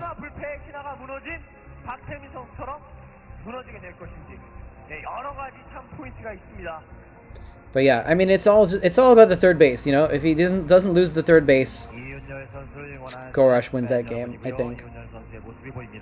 But he lost. He took an advantage, but he lost an equal advantage at the same time. So it's too bad, though.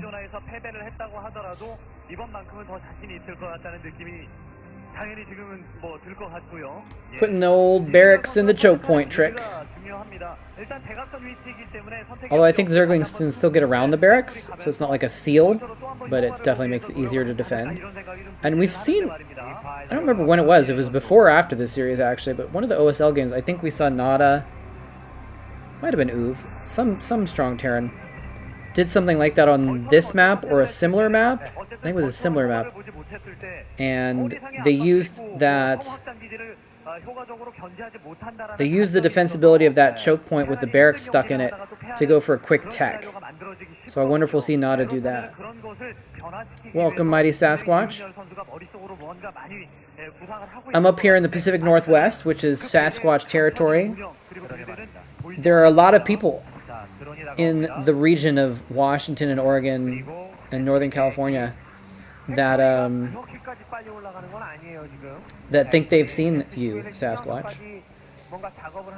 There's lots of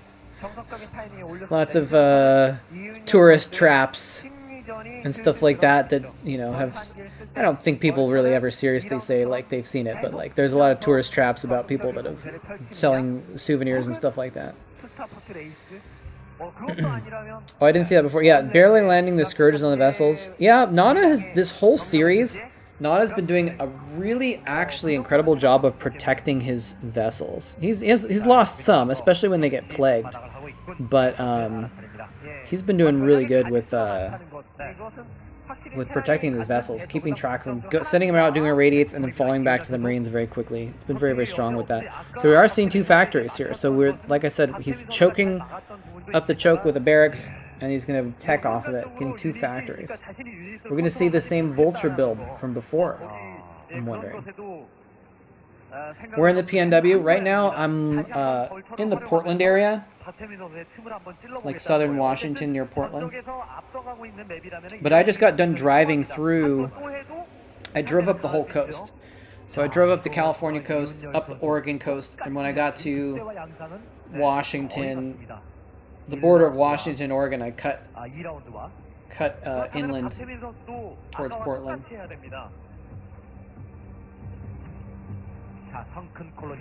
It's a beautiful, beautiful area, man. Driving up the coast was pretty amazing. Lots of beautiful scenery. I love when you got forests on the coast and you can be like in the forest and like seeing trees and the ocean at the same time, mountains and stuff. It's just epic. Just epic scenery.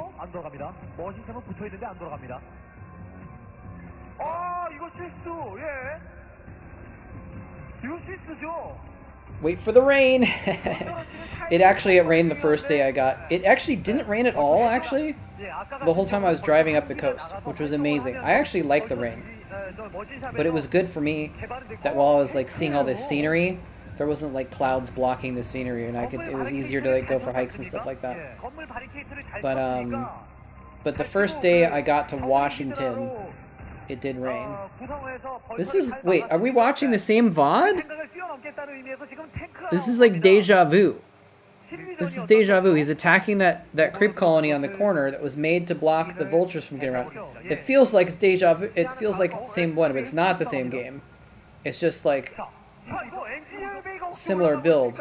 What is going on here? He's pulling SCVs, a few of them, and he's saying a tank as well. Is he changing it up and he's gonna get a siege tank instead of mines? And he's gonna shell the sunken colonies? What are the SCVs for? What are the SCVs for? Is he gonna repair stuff with them? Is he gonna attack with the SCVs? They must be for repairs. It must be so you can repair stuff, or maybe so you can send them into spot. This is insanity. How does he see that colony? I guess the SCV had a vision, a corner of a vision on, or something like that. High def VOD. How many times do you think the VOD has been downloaded and uploaded? I spent all day doing that, man. Ripping it and re-uploading it all day. Hey Dynasty, how's it going? Well, that tank is doing work. This is turning out a lot better than the vulture build did the first time. Oh, is he gonna snipe the tank? He's trying to snipe the tank. He gets the tank! The SCVs are right there! But they weren't repairing! Why were the SCVs not repairing? Oh my gosh.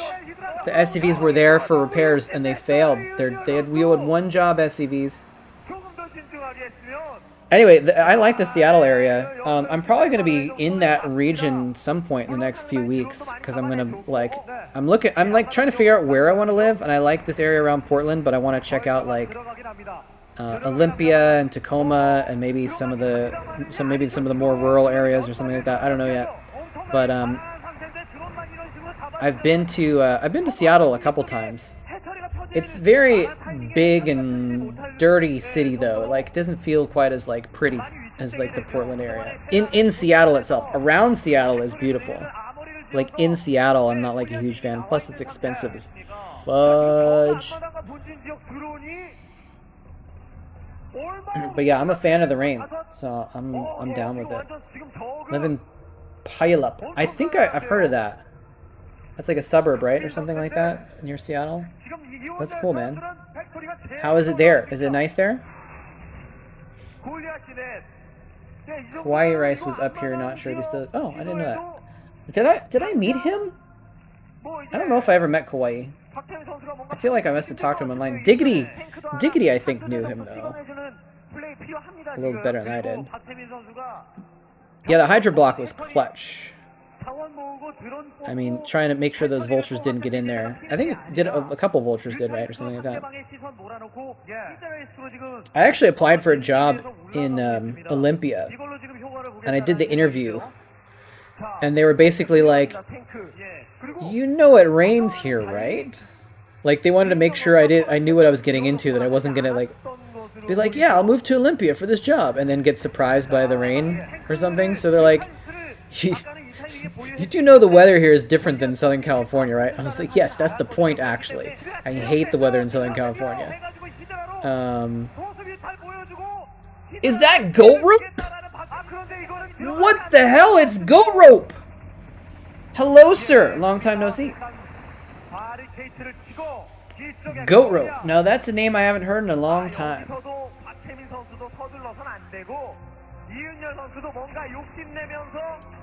Kauai was reclusive and weird? Okay, I didn't know that. It's Goat Rope Kenobi, that's right.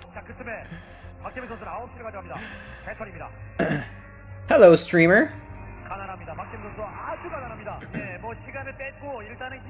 So this is weird, but like, I remember talking to you, Goat Rope, but it's been so long that I've forgotten most of like the context now. Like, we worked on some stuff together or something, right? Or did you used to cast also? You did. I feel like you did something, some sort of video project, right? I know this is kind of a weird question to ask someone, like, what is our history together? But I don't know how else to say it. Like, okay, so you were like an SC2GG person, okay? But I thought we also like. I remember PMing you on Team Liquid or something, right? I remember maybe we just talked in IRC. Maybe that's all it was. I don't know. Oh, you StarCraft 101. Okay, maybe that was it. I don't know. Stream StarCraft 2. I didn't do much with StarCraft 2 during the beta because I didn't get a beta key. And then when I finally did get, I think when I was going to get access, I didn't have a computer that could play StarCraft 2, so I actually missed the beta. Gorush is going in with these mutas. Remember, Gorush needs to just win one more game, and he's the MSL champion right now. Okay, so that must have been it. It must have just been because we chatted in the SC2GG IRC, which I hung out in pretty often. IRC, I think, still is a thing. I haven't actually been in it for a while. I haven't done much in IRC for a long time. It's Diggity. So Diggity, you missed earlier. Like I gave you a chance to say I told you so because we were talking about the Berkeley StarCraft series, and we actually went back and looked at one of the VODs for it, and you were right. Yosh was there. He was in at least one of the videos. Right? He was and I for some reason I thought you were wrong about that, or like I didn't remember him. I was like, he was. I don't know, but he was definitely in one of the VODs that we were watching. So good call. Anyway, you're tuning in right here at the end of the Golf King MSL finals. It looks like the end, at least. I guess it could be one more game if Nada wins this one. Actually, no, this is not the end. JK. I didn't realize there was that many more Mutalisks behind. There's like eight drones mining that gas. He really wants to make sure he gets that third gas. Whoever wins this wins golf. That's right. Diggity, do you know what You're the Golf King Now was? Was that a game? Was that a golf company or something like that? Remember when this kind of video quality was acceptable? You mean now? It's acceptable now. Yeah, I mean, this is all we had back then. I remember when, like 2008, we started seeing 480p videos, and it was like, this is good stuff. He's just going to go in here and rampage the SCVs to death, and all the Goliaths are across the map. He can't do anything about it. It's a freaking base trade. Can the tanks kill the Sunkens faster than the Mutalisks can kill the everything? Is the question here. And I think the answer is no. The tanks are too slow. He's going to kill everything with these mutas. He's not mining at all right now.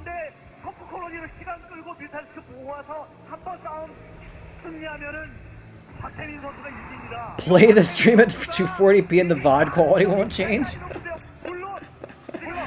Oh, man. Yeah, this is... It's nothing we can do, man. It's what we had at the time. It's all there is. That's, I have time for watching one more game, but we'll watch a more modern game with some better video quality for the last one here. Hey, Dynasty. Thank you so much for the support. Much appreciated. Love your streams and YouTube videos since 2007. Old school fan in the house. Old school fan in the house. 2007, yes. I've been casting for, well, not consistently, but I've been casting since 13 and a half years ago. Because I think I started in September of 2007 or something like that. If we do this with ASL, there would be an issue.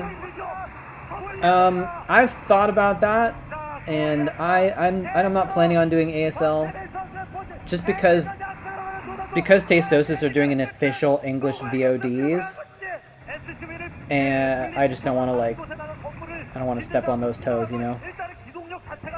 Like the reason we started these is because there was no English available for these games, right? And so, Oh, you mean just like you and I watching him? Or I guess, you know, we could do a group watch in like Discord or something like that. I have a Discord channel in case everyone cares. Discord server rather. Oh, look at this siege spot. That is a sexy siege spot. Look at that crowd. Well, maybe we'll do that. Maybe we could set up that, because that wouldn't be like quite the same thing if we're all streaming it together. If we do a group watch on Discord or something, I'll have to look into that. I don't actually know how that works for doing group watches on Discord, but that might be fun. And we can actually watch the Tastosis VODs. Yeah, that'd be cool. It's super easy. Okay. Sync tube. All right, let's set that up. Let's set that up. Because they're already putting out new games, right, for the new season. I haven't been watching everything because I've been traveling. Yeah, I think Go Rush won the base race. Nada's not giving up yet, though. You can never count Nada out, right?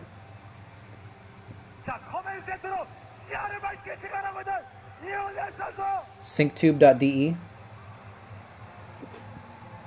cytu.be. Oh, he's gonna use a command center? He's gonna use... What's going on? Why is Nada still in the game, by the way? He's using his command center. And there's the floating factory that was in the thumbnail of the VOD.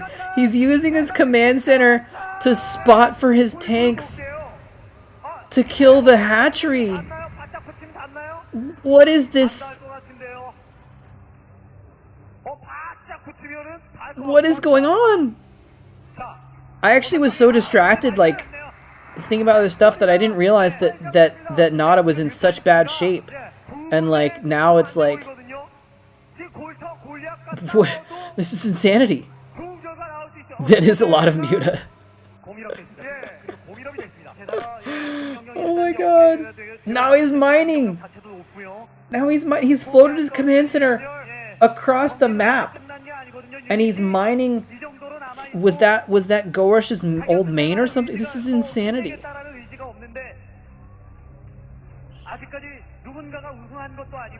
So Go Rush still has a full mining base with gas.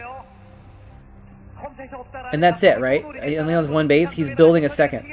But that's unfortunate. So if Nada had like a bunch of SCVs, look at this. He's having to build supply depots because he's got so much supply he can't even build more SCVs. So he's actually stuck at 2 SCVs.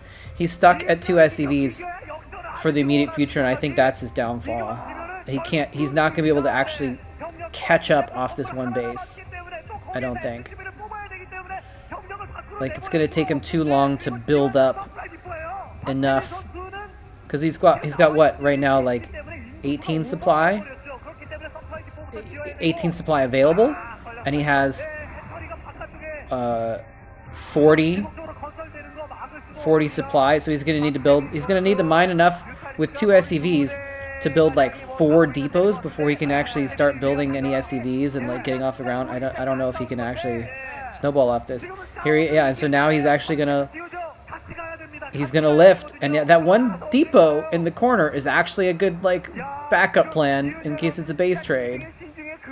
But now he's lifting his command center. He's gonna walk his command center with his forces across the map.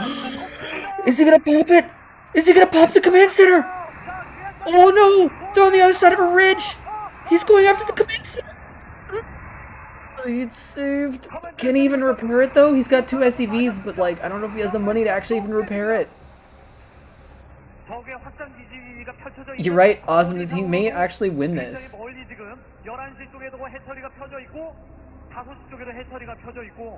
Oh my god. This is so crazy. What is he doing? He's landed at this other spot to like mine for a second. That mining, that doesn't matter unless he's mining a little bit so that he can repair. That might be why he's mining right now, because he's not gonna be able to actually build anything. So he mined a little bit, and now he's floating it again. He has to float the command center with his army and use that army to kill the last of Go Rush's buildings. Yeah, Go Rush can totally build back faster than Nada. So Nada has to go for the kill right now. Because Go Rush is still building units. Go Rush is mining and building units right now. So Nada has to kill him before he gets any bigger. He's never going to get any smaller. He needs to go now. Actually, he needs to go before. He needs to have not even stopped and mined before. Honestly, he might have had a better chance if he hadn't done that. Give me an infested CC win. I don't think he has a queen's nest. He doesn't. I don't think he even has a lair. Or he might have a lair. Oh, that command center is lagging behind. It's so slow.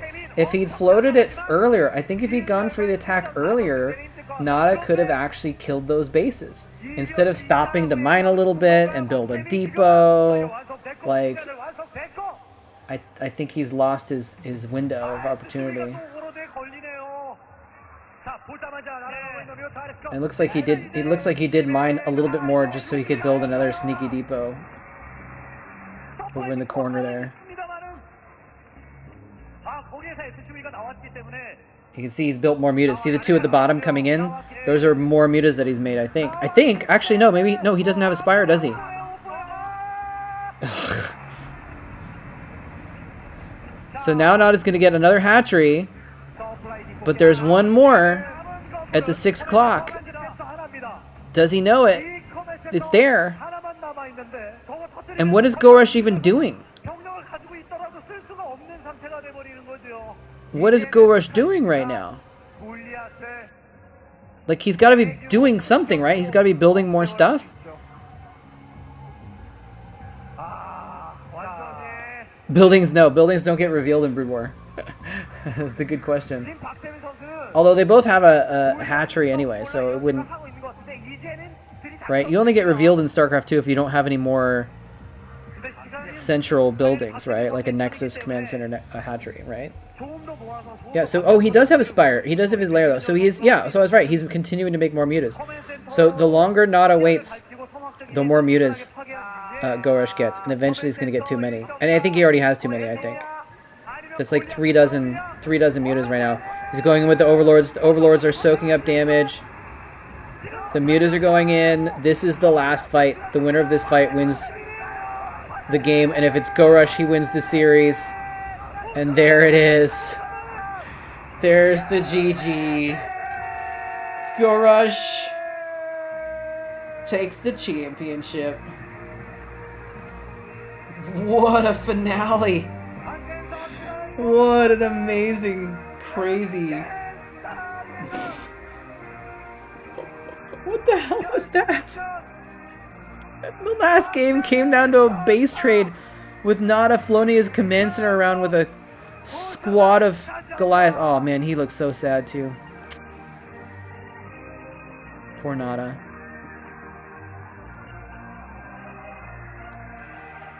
This is a great series overall. I'm glad I watched this series. I'm glad we got to watch this one. Oh, look at her.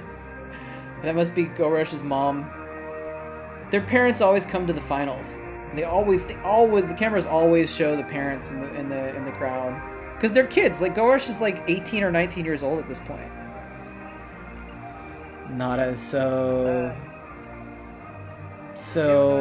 sad.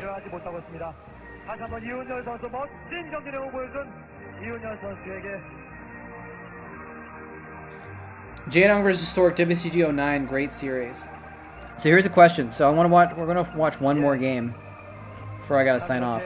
Do we want to watch game 1 of that series, or should we save it and watch the whole series like on Saturday or something next time I can stream? I'm hoping I can get back into a schedule. Saturday afternoon, Wednesday evening. Saturday afternoon, Wednesday evening. Being able to do the VODs and Chill show again. At least for now, while I'm staying with family. How much time you have? I just one more game. Like, I want to end by 8. So, you know, like one more game. 15, 25 minute game, something like that. Yeah, people are saying save it. I think that makes sense. Oh man, look at Go Rush. Hold on a second, I want to get this moment again. Is that like a certificate? Or is that his check? That's not his check. It's like a winner certificate or something like that. What the hell? They actually put... That is so weird. He's like tearing up right now, by the way, because he's so happy about this. It's like a little wooden thing with like a certificate in it? Like, you got to get more than a certificate for winning the MSL finals, right? Where's the trophy or whatever? Alright, Nada's kind of a little bit recovered. He's still kind of shaken up, though.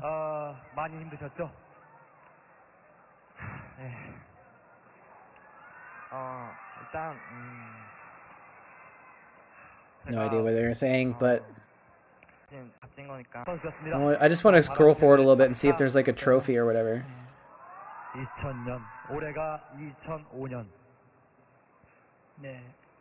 자, 마이크를 드릴 테니까 하고 싶은 말씀 다 하세요. Wait, hold on. WCGC 몇 년도였나요? They're talking about the builds. 그게 2000년도였을 거예요. 네. 2000년, 올해가 2005년. 네. 자, 마이크를 드릴 테니까 하고 싶은 말씀 다 하세요. I think they were talking about how much money he had in the bank or something like that. I'm not sure. There was some numbers. They were saying 2000. Maybe they're talking about the year. Oh no, they were talking about the year. Anyway, unfortunately, I don't know enough Korean to really tell what's going on, but I just want to see if there's a trophy. Where's the trophy ceremony? It can't be just a certificate on the ground. I know you guys can't see it. I don't know why. Oh, here we go. Here's the check at least.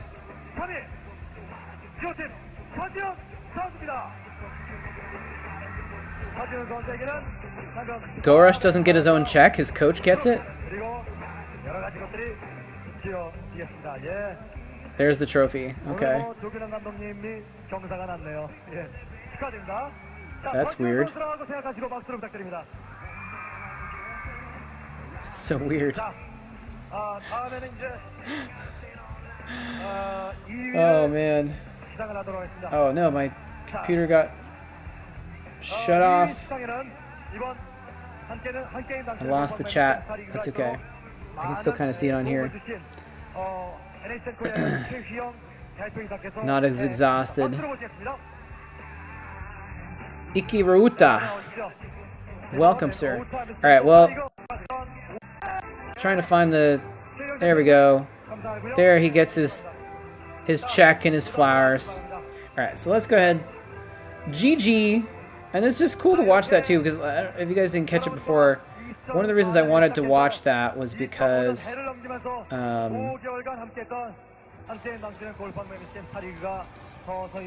on a second here. Let's do this.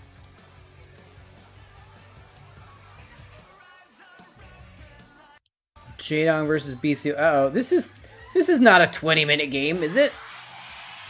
We'll see. We'll go with it. But I want to watch that series because of the fact. Oh, I gotta adjust the game size here real quick because of the.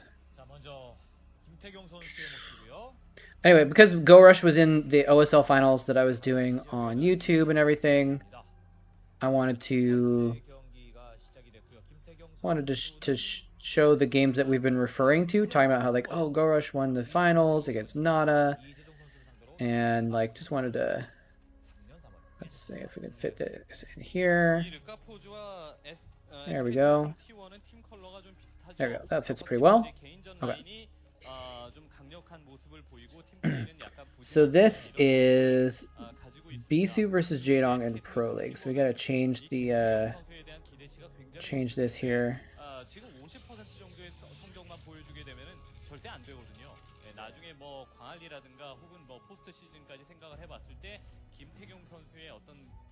All right.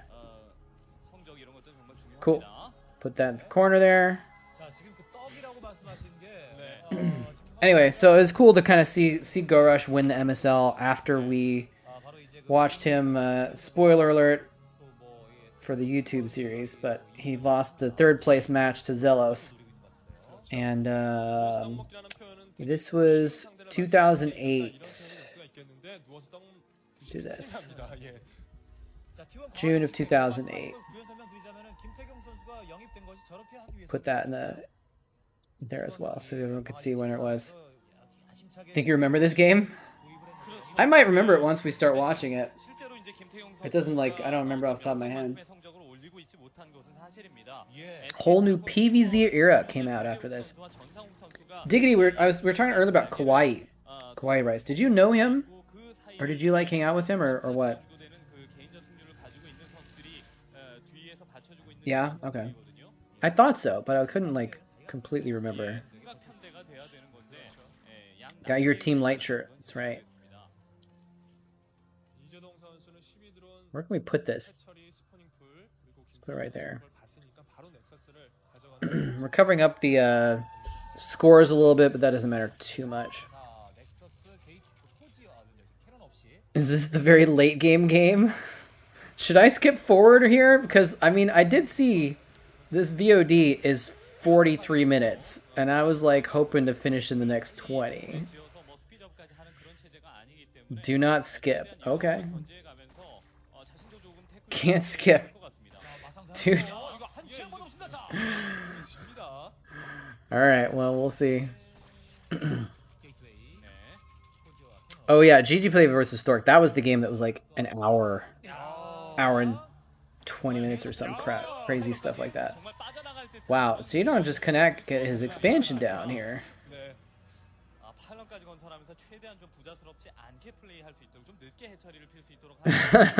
Watch it at 2x speed.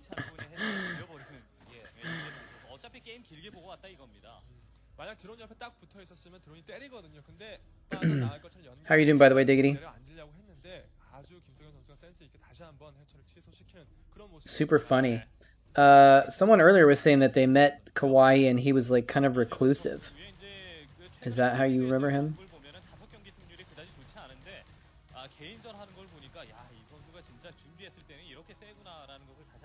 What is he? Is Kawaii? Is he still in esports at all or anything like that? I never really knew him that well, so I don't know much about him in general, but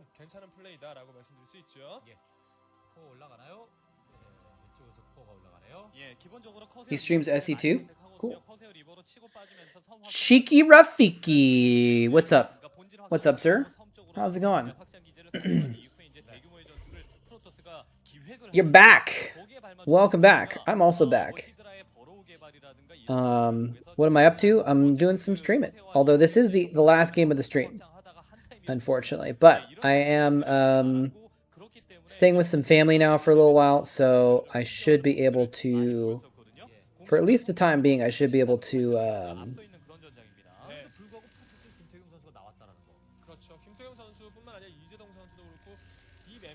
sorry, total brain fart because I got distracted by something. It's happened to me a couple times.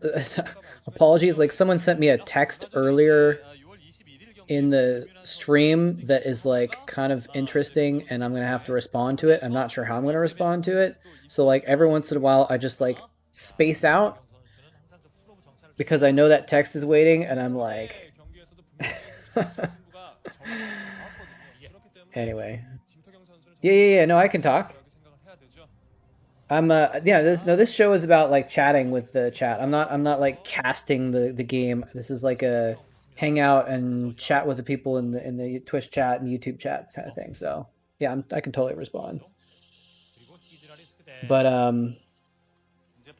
yeah, so I'm staying with family right now for a little bit, so I'm gonna be able to get back to streaming. I'll be able to get back to doing replay commentaries hopefully as well. And we're gonna be doing the OSL finals on YouTube pretty soon. Not gonna do it live this time, but I'm still gonna put it together like a finals production, I think. Do the finals as a whole event type thing. And just put it on YouTube instead of trying to do it live. So, but yeah, things are chilling.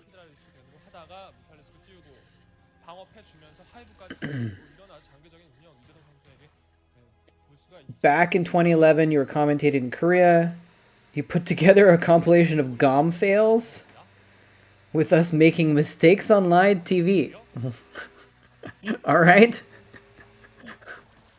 People used it to troll me. A lot of people trolled me for a lot of reasons back then. Oh, you took it down? Oh, thanks, man. I guess. Yeah, I mean, like, you can't spend a year casting live and not make mistakes. Like, no one can do that. Like, of course there's going to be mistakes made. So, whatever. But I appreciate the sentiment, though.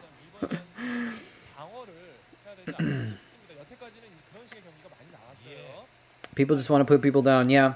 You know, there's some good parts about the StarCraft community, but it can be very toxic as well. Well, that's cool of you to, like, have that empathy, man. It's still on YouTube. It's hidden. That's kind of funny that it's still around somewhere. Do you want me to reactivate? It's up to you. If you want to, that's fine. It's an. I don't think anyone will care anymore. Like, you know, Artosis makes videos on YouTube about his own fails. Like, not like casting fails, but like he puts games that he lost, you know, on as YouTube videos and stuff like that. So, you know, that's nothing to be embarrassed about for that, I think. So, but I don't think anyone gives a crap about me or anymore. That's for sure. That's something I might have said at GUM 10 years ago. I'm actually not even sure what Wolf is up to. I think he's still doing casting as a freelance, though, right? He's still casting in Korea, but I'm not sure. Like he done a bunch of weird other stuff too. Like he was like the spokesperson or something like that. Ooh, what just happened there? Was that a scarab shot that we just saw the bloody remains of? But I think Wolf was like doing, yeah, he does like American food stuff in Korea. And like, I remember him like putting on Twitter like a picture of himself with a billboard of him on the billboard, like advertising Korean food or advertising like American Korean food, basically. Hey, antisocial monkey. What was that sound? I heard a Hydralisk, but it was like super loud. Were we seeing first-person view or something? Oh, that's what we were seeing first-person view. That was weird. I was like, I don't have an alert that does a Hydralisk sound, do I? Did I ever meet Rekrule? I don't think I did. Like, it's possible that he was like at a thing I was at, maybe? Like, he might have been at the OSL finals, like the last Brood War finals. And I was there, but I don't think I actually like met him. Where no one ever like was like, oh hey, Moltrap, this is Rekrule Moltrap. Like that. I don't remember ever meeting him that way. But I could be wrong. Oh, is he gonna snipe the shuttle?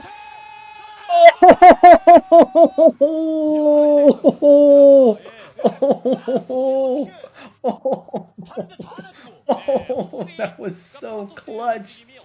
We gotta go back and watch that again. Oh man.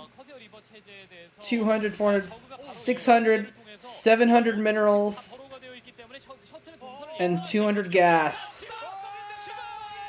Boom! Dead!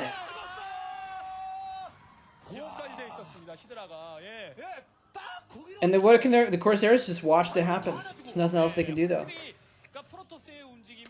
Jebaited the Overlord to, yeah, he baited him with the Overlord, right?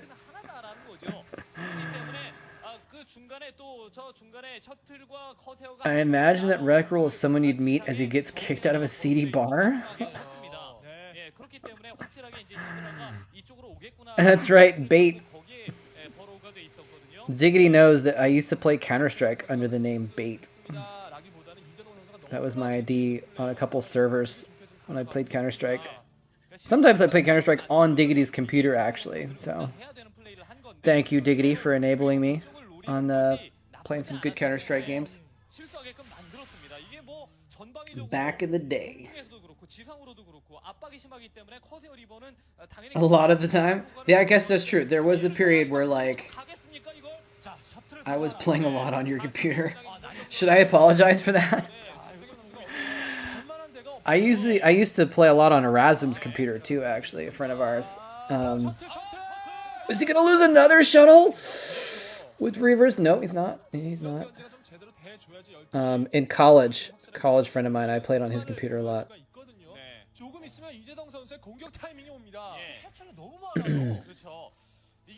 Did you ever do anything with Jeff? Yeah, I never worked directly with Jeff, but I kind of knew him and I met him at some events and stuff like that. But I never really worked with him. Yeah, Diggity did more stuff with him.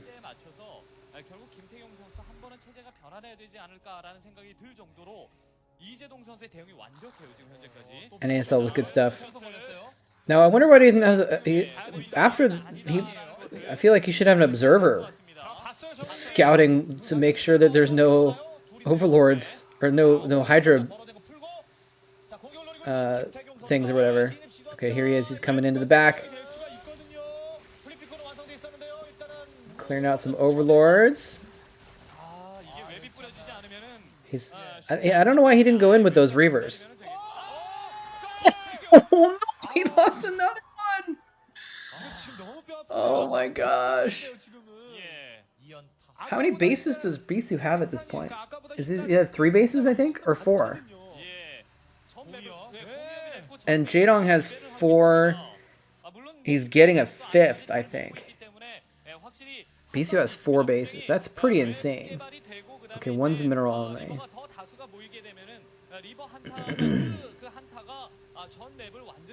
Didn't they have to tape a piece of paper with NASL? Are the NASL VODs around anywhere? Like, does that content exist anymore? Like, because NASL isn't a thing anymore, right? So whatever happened to all those games? And, like, stuff. I don't know. There's the reavers. 3 reavers. The disruption web! Nice. Is that why you picked this game? Because you know I love disruption web and PvZ?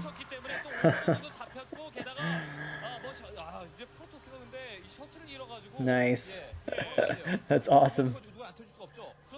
Those reavers would have died if they hadn't had disruption web to protect them. That's super clutch.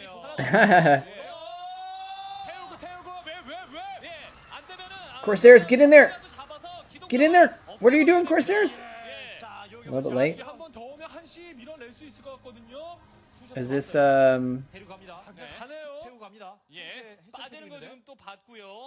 North American Star League? Seems like it's still there. Okay. I wonder if I'm not gonna look right now. But sorry about that. There we go. But yeah, I wonder how far back it goes. Specifically, I'm kind of wondering if there's still anywhere a record of that moment. I don't know if you remember this, Diggity. You probably do, but there was we did a cast in NASL where we did the playoffs. Diggity and I did the playoffs for the NASL for season 1. Look at that. He's gonna kill his hatchery. He's gonna protect the reavers with D-webs. That's so cool. That's amazing. And the Hydras are like, well, we can't do anything about this. Let's just peace out. And he can't really switch to air either, can he? Like, he can't switch to mutas. There's just, like, too many Corsairs. So good. This is really cool. But Diggity and I did the,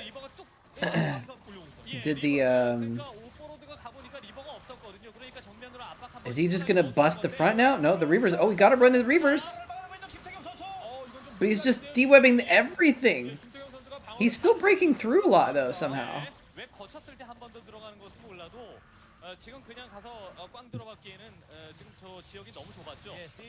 IPL, MLG content. MLG dies with their website. IPL, not sure. Anyway, so Diggity and I did the playoffs, and there was one match where I was like, if so-and-so loses, I'll shave my head. And they lost, and so we actually did it on camera. It was like a little feature in between the games where we actually filmed me literally like buzzing my head with a buzzer in the studio. And it was just like, it was in the middle of this professional studio too. So I think we've set something up on the floor to like, to catch the hair or something like that. Now, question is, Diggity, should I reveal the dark secret about that occasion?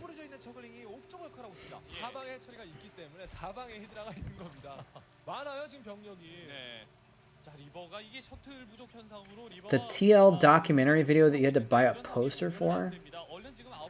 Sure, I guess maybe you don't remember. So the dark secret of that was it had been spoiled for us, and so we knew that he was going to lose, and I wanted an excuse to shave my head on camera, so I like made this bet, and Diggity was in on it. He knew also, and he was like, "Oh, bold carriers, what the hell?" Yeah, it is beautiful. I like this a lot. The carriers now as well. He's already got the Corsairs to protect the carriers from Scourge. Might as well get some carriers. And he's still de-webbing to protect the Reavers. And this is all to protect... He's trying to get cannons up, I think, right? What is he building there? The Nexus is going up. He needs to build cannons and stuff too, though.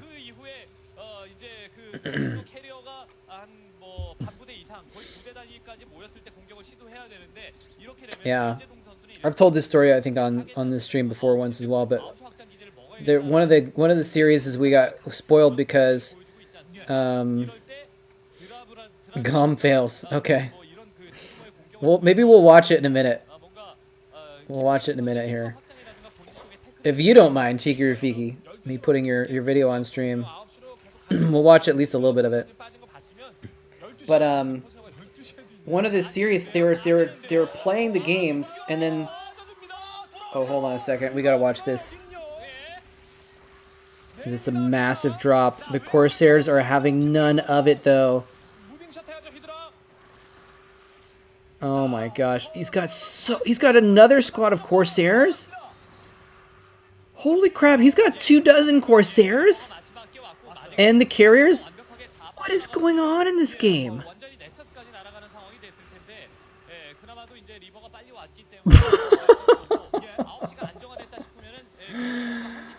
Oh my gosh. Anyway, so one of the NASL staff was observing the games to watch it and get the replays and stuff, and the freaking staff member, the series finished. Corsairs, you're slacking off. Go, go, go. There you go. There you go.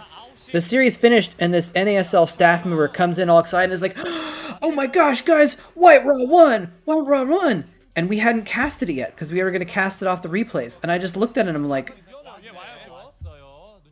why would you tell me that? And then, like, it dawned on him that he was just spoiled it for the casters. Because he was, like, so excited. And, like, you know, whatever. And I was like, and he's like, oh, sorry. And I was like, oh my god.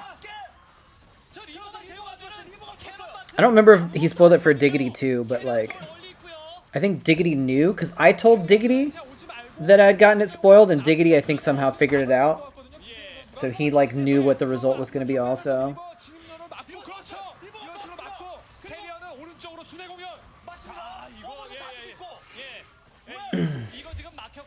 This game is absolute insanity, by the way. NASL sound guy. Was there sound issues at NASL? Is that why that's like a joke?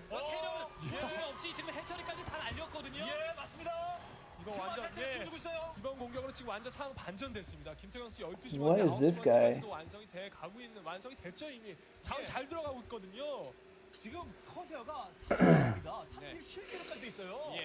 Beast is good at making carriers. It's a good skill too we have. You have this replay? Oh man. If I'd known there was a replay of this, maybe I should have cast it. Actually, I might have the replay too. Alright, hold on. We're going to pause this for a second to click this link. Hold on a second here. All right. Can someone explain NASL sound guy meme to me? What is this? Once upon a time, there was a league known as ASL. Massive league prize money. Long story short, the NASL sound guy screwed up hard. The community rioted with pitchforks, writing their glorious trail of flames on Reddit, and thus it became known whenever sound issues happen, the NASL sound guy is there. Oh my gosh. It's not a meme, it's just a tired running joke, which is exactly a meme. Oh man, I hate Reddit. I think Reddit is just a cesspool of toxicity for some things, but like it has its moments. All right, let's get back to the game. NASL sound guy. I'm a little worried. I don't want to say too much about him because like, what if you can find out what his name was? Like, I don't want to like be like, Robert Paulson was an idiot who spoiled things for me. So. Isn't that the name from Fight Club? Robert Paulson? His name was Robert Paulson. Sometimes I use that as like a generic name instead of John Doe because it's like, I don't know, funnier. The new clan X17. Is that a queen? That's a queen, ladies and gentlemen. Now, what is that queen for? Is that for ensnare? Is that for parasite? Plague! Oh, he's got the red goop. He's got the brown goop. Or brown stuff on the ground. He plagued the buildings in front too, actually. And there's the disruption webs. All the spells. Where's the Maelstrom? Give me a Dark Archon in this mix. Please. Someone put together a 150 episode compilation of sound scrubs? Are you serious? Okay, hold on. Really? No. Hold on a second here. The sound guy compilation. 2016 Twitch chat began saving replays. Oh wait, hold on. I can't full screen this, can I? Can we do this? Part 1 of 150? What is this?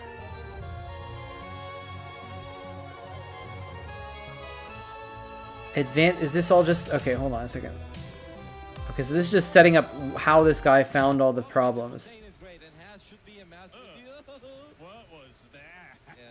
I lost a lot of units, so how do I replace those? Well, certainly gateways are going to help. Hold on a second. Why is it not showing it?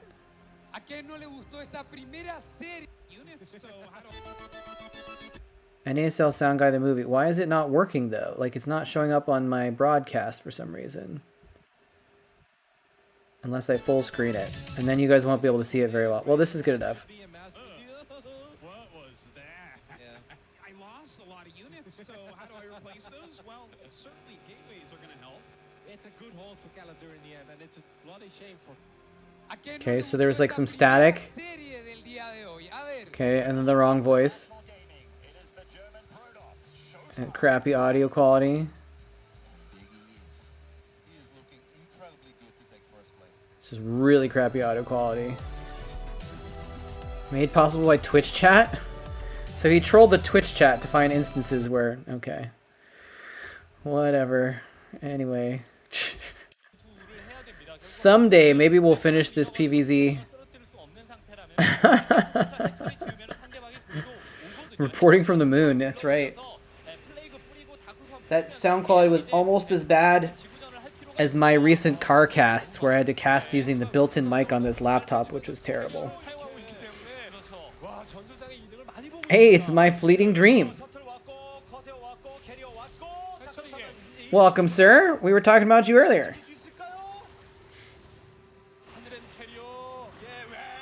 Now, one of the things I was trying to figure out is apparently you were involved in the StarCraft class at Berkeley, and I was trying to remember if I met you because I knew Alan, and I talked with him about stuff. I think I talked with Yosh once or twice as well, but I was like, did I meet Anthony? You organized it with Alan, so I guess we probably met at some point then, but it's just like so long ago, it's hard for me to remember. Oh, Yosh got the faculty sponsor, and he was in one of the videos at least. I don't know if he was in a lot of them. Yeah, Sherwin Mabod, or Mabod, or I don't know how you pronounce it.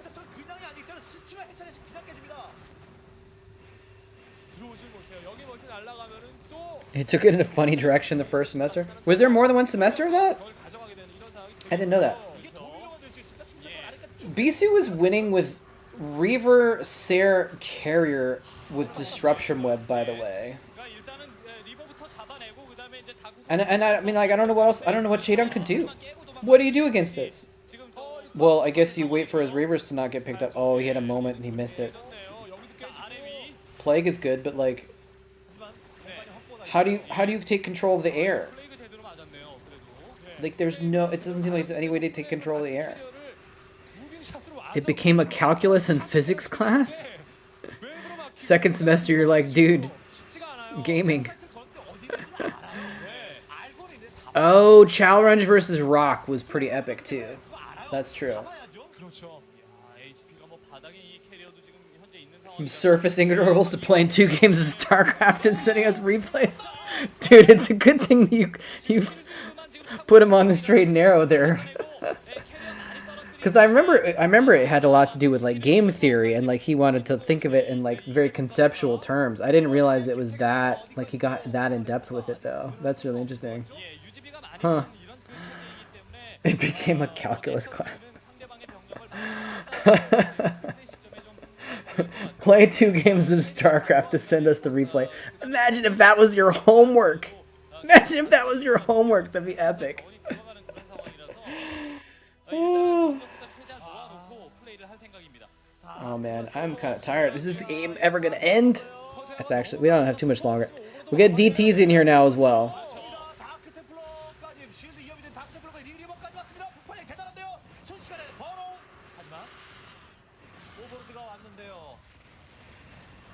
Yeah, Sony was talking about how he would get deliberately suspended so he'd have more time to go practice. Imagine you half-ass a homework playing 2 Bloodbath 4 pool games and getting a D.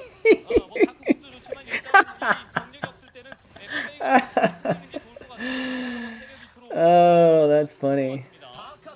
The final assignment was commentate a game. Oh, that's cool. That's really cool. You missed 188 days of high school? That's like an entire year. There's literally 180 school days in a year usually.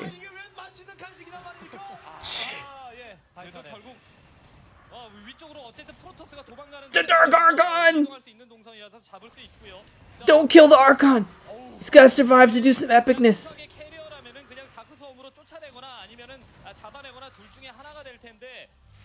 Oh my gosh.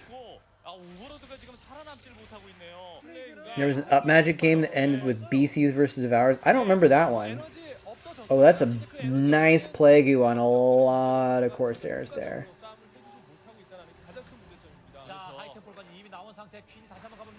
You can write your own excuse from school. There's the ensnare. But why did he ensnare it, though? You don't need to ensnare unless you're going to follow up with something. I don't know what he's going to follow up with right now. Well, Dark Swarm? Actually? Hydra's under Dark Swarm. If you can kill that... Nope, the Reaver's still alive. But it's like... The carrier's just like, oh, there's a Dark Swarm over here? We'll just peace out on over here and kill everything in your main.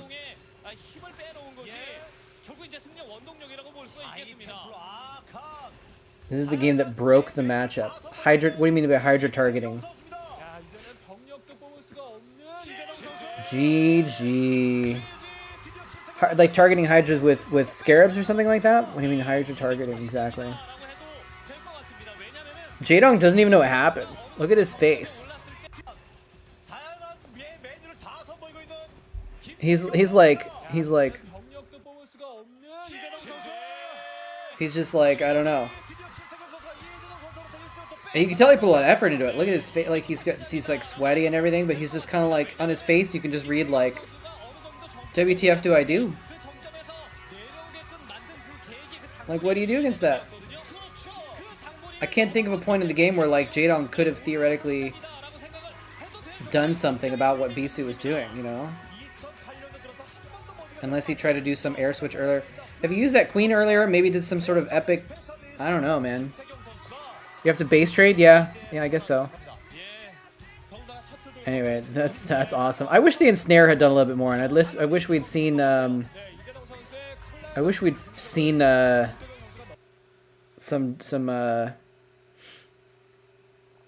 what do you call it? What's the Dark Archon thing? Maelstrom. You can tell I'm tired. All right, let's watch some Gom fails.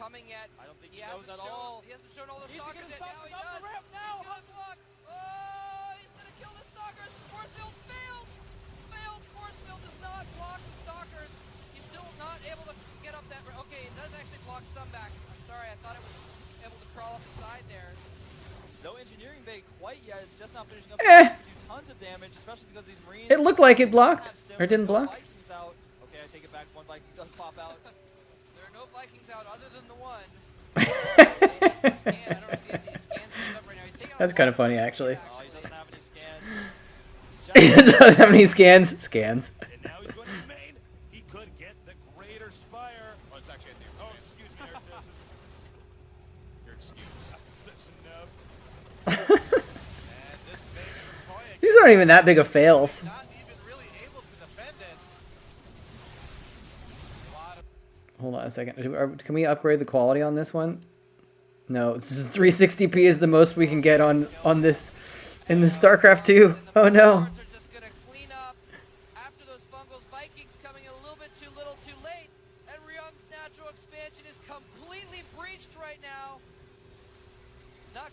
Actually, I didn't see the second line of defense there, but still. He's going to lose that command center. I can't even believe it. Oh, no, he's not going to lose it. I mean, this is just a bunch of us, like, saying something, and then it turns out it's not right. Like, it's not that bad. At this point in time, I think if Jinro was Jinro. a talking dog, he would have said, Jinro Shaggy. I didn't do any damage with my medevacs. My medevac dropped my Hellions. I think I didn't quite construct that joke correctly. It's that's all right. Terribly. We'll pretend you never did that. You come back with it when it's all right. See, that was just a terrible joke. It wasn't even that much of a fail. More than cold. Looks like the answer, basis, is yes. No, wait, one less. Loses all the Marines, and actually, MMA has one Marine right. No, I'm sorry, one Marine in production. He has 10 Marines. Clyde in a really good position. Lenok just does not have any Banelings. Actually, Oh, Lenok. I wonder whatever happened to Lenok. Lenok did an Ultimus build on a different map where he just went. What is Huck up to these days? Dude, actually, I sort of talked to him a little bit not that long ago. He comes into a chat that I do sometimes. A StarCraft 2 streamer called LivyB. Who's really cool. If you watch StarCraft 2, you should check out LivyB. She's a Masters, I think former Grandmaster Zerg. She might be Grandmaster Zerg this season, and she's like actually like Diamond or Masters in like Terran and Protoss. Anyway, she's really, really good at StarCraft 2, point being. And she's a very entertaining stream. Anyway, Huck goes in her stream, so I saw him there once, and I think he's... Actually, I don't know enough about what he's doing, but he...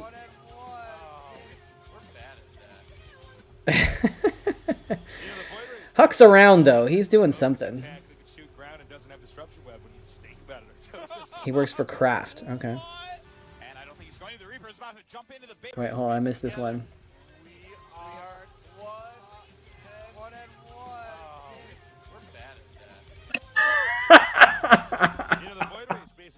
We both tried to say the same thing in different ways at the same time. Oh, I was laughing at myself so much I missed what Tesos said.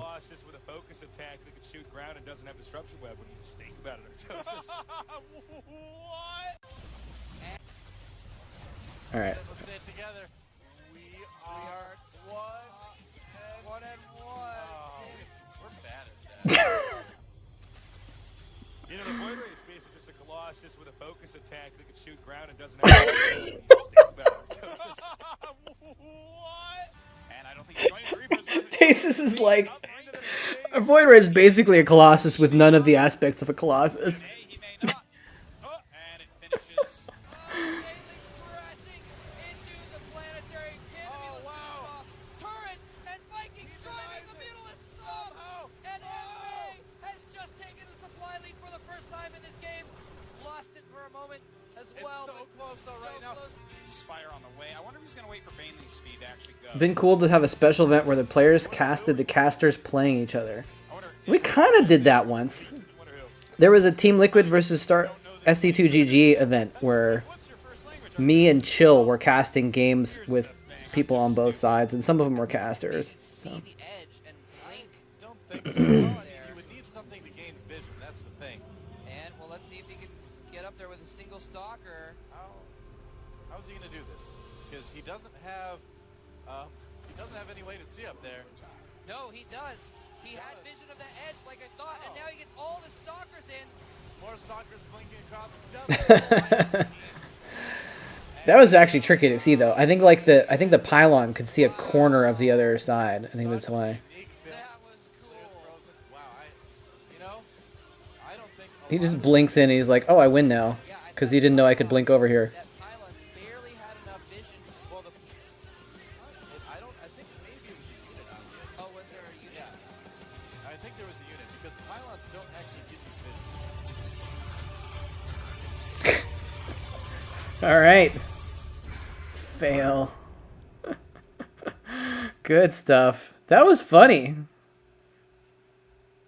I'm not surprised people used it as a way to shit on me, but you know, that's kind of funny, I think.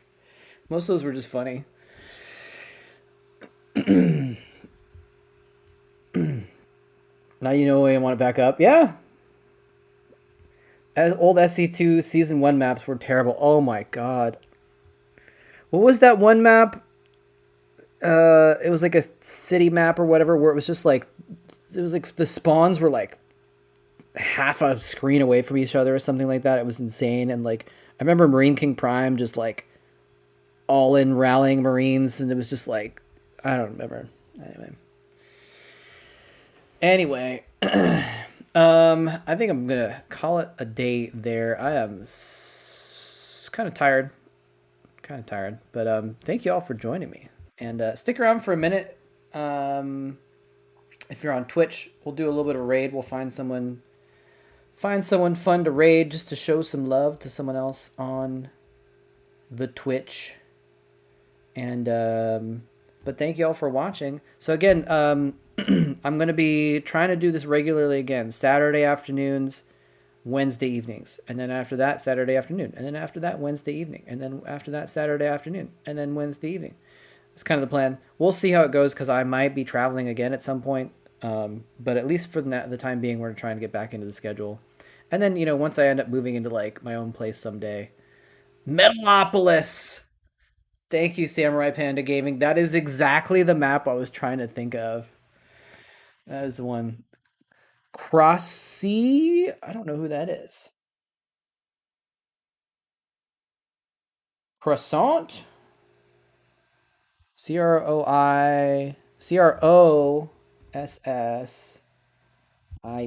All right, we can raid that person. I don't know who they are, but we'll start a raid for them. But anyway, but thanks for joining me, and it's a good timing, I guess, because you can kind of see the sun is going down. Remember I said earlier, when the sun goes down, you'll be able to tell how bad my camera is, because now that there's not enough light, my camera quality is degrading, because it just doesn't have the capacity to like deal with the low light situation. So my camera's not that great after all, but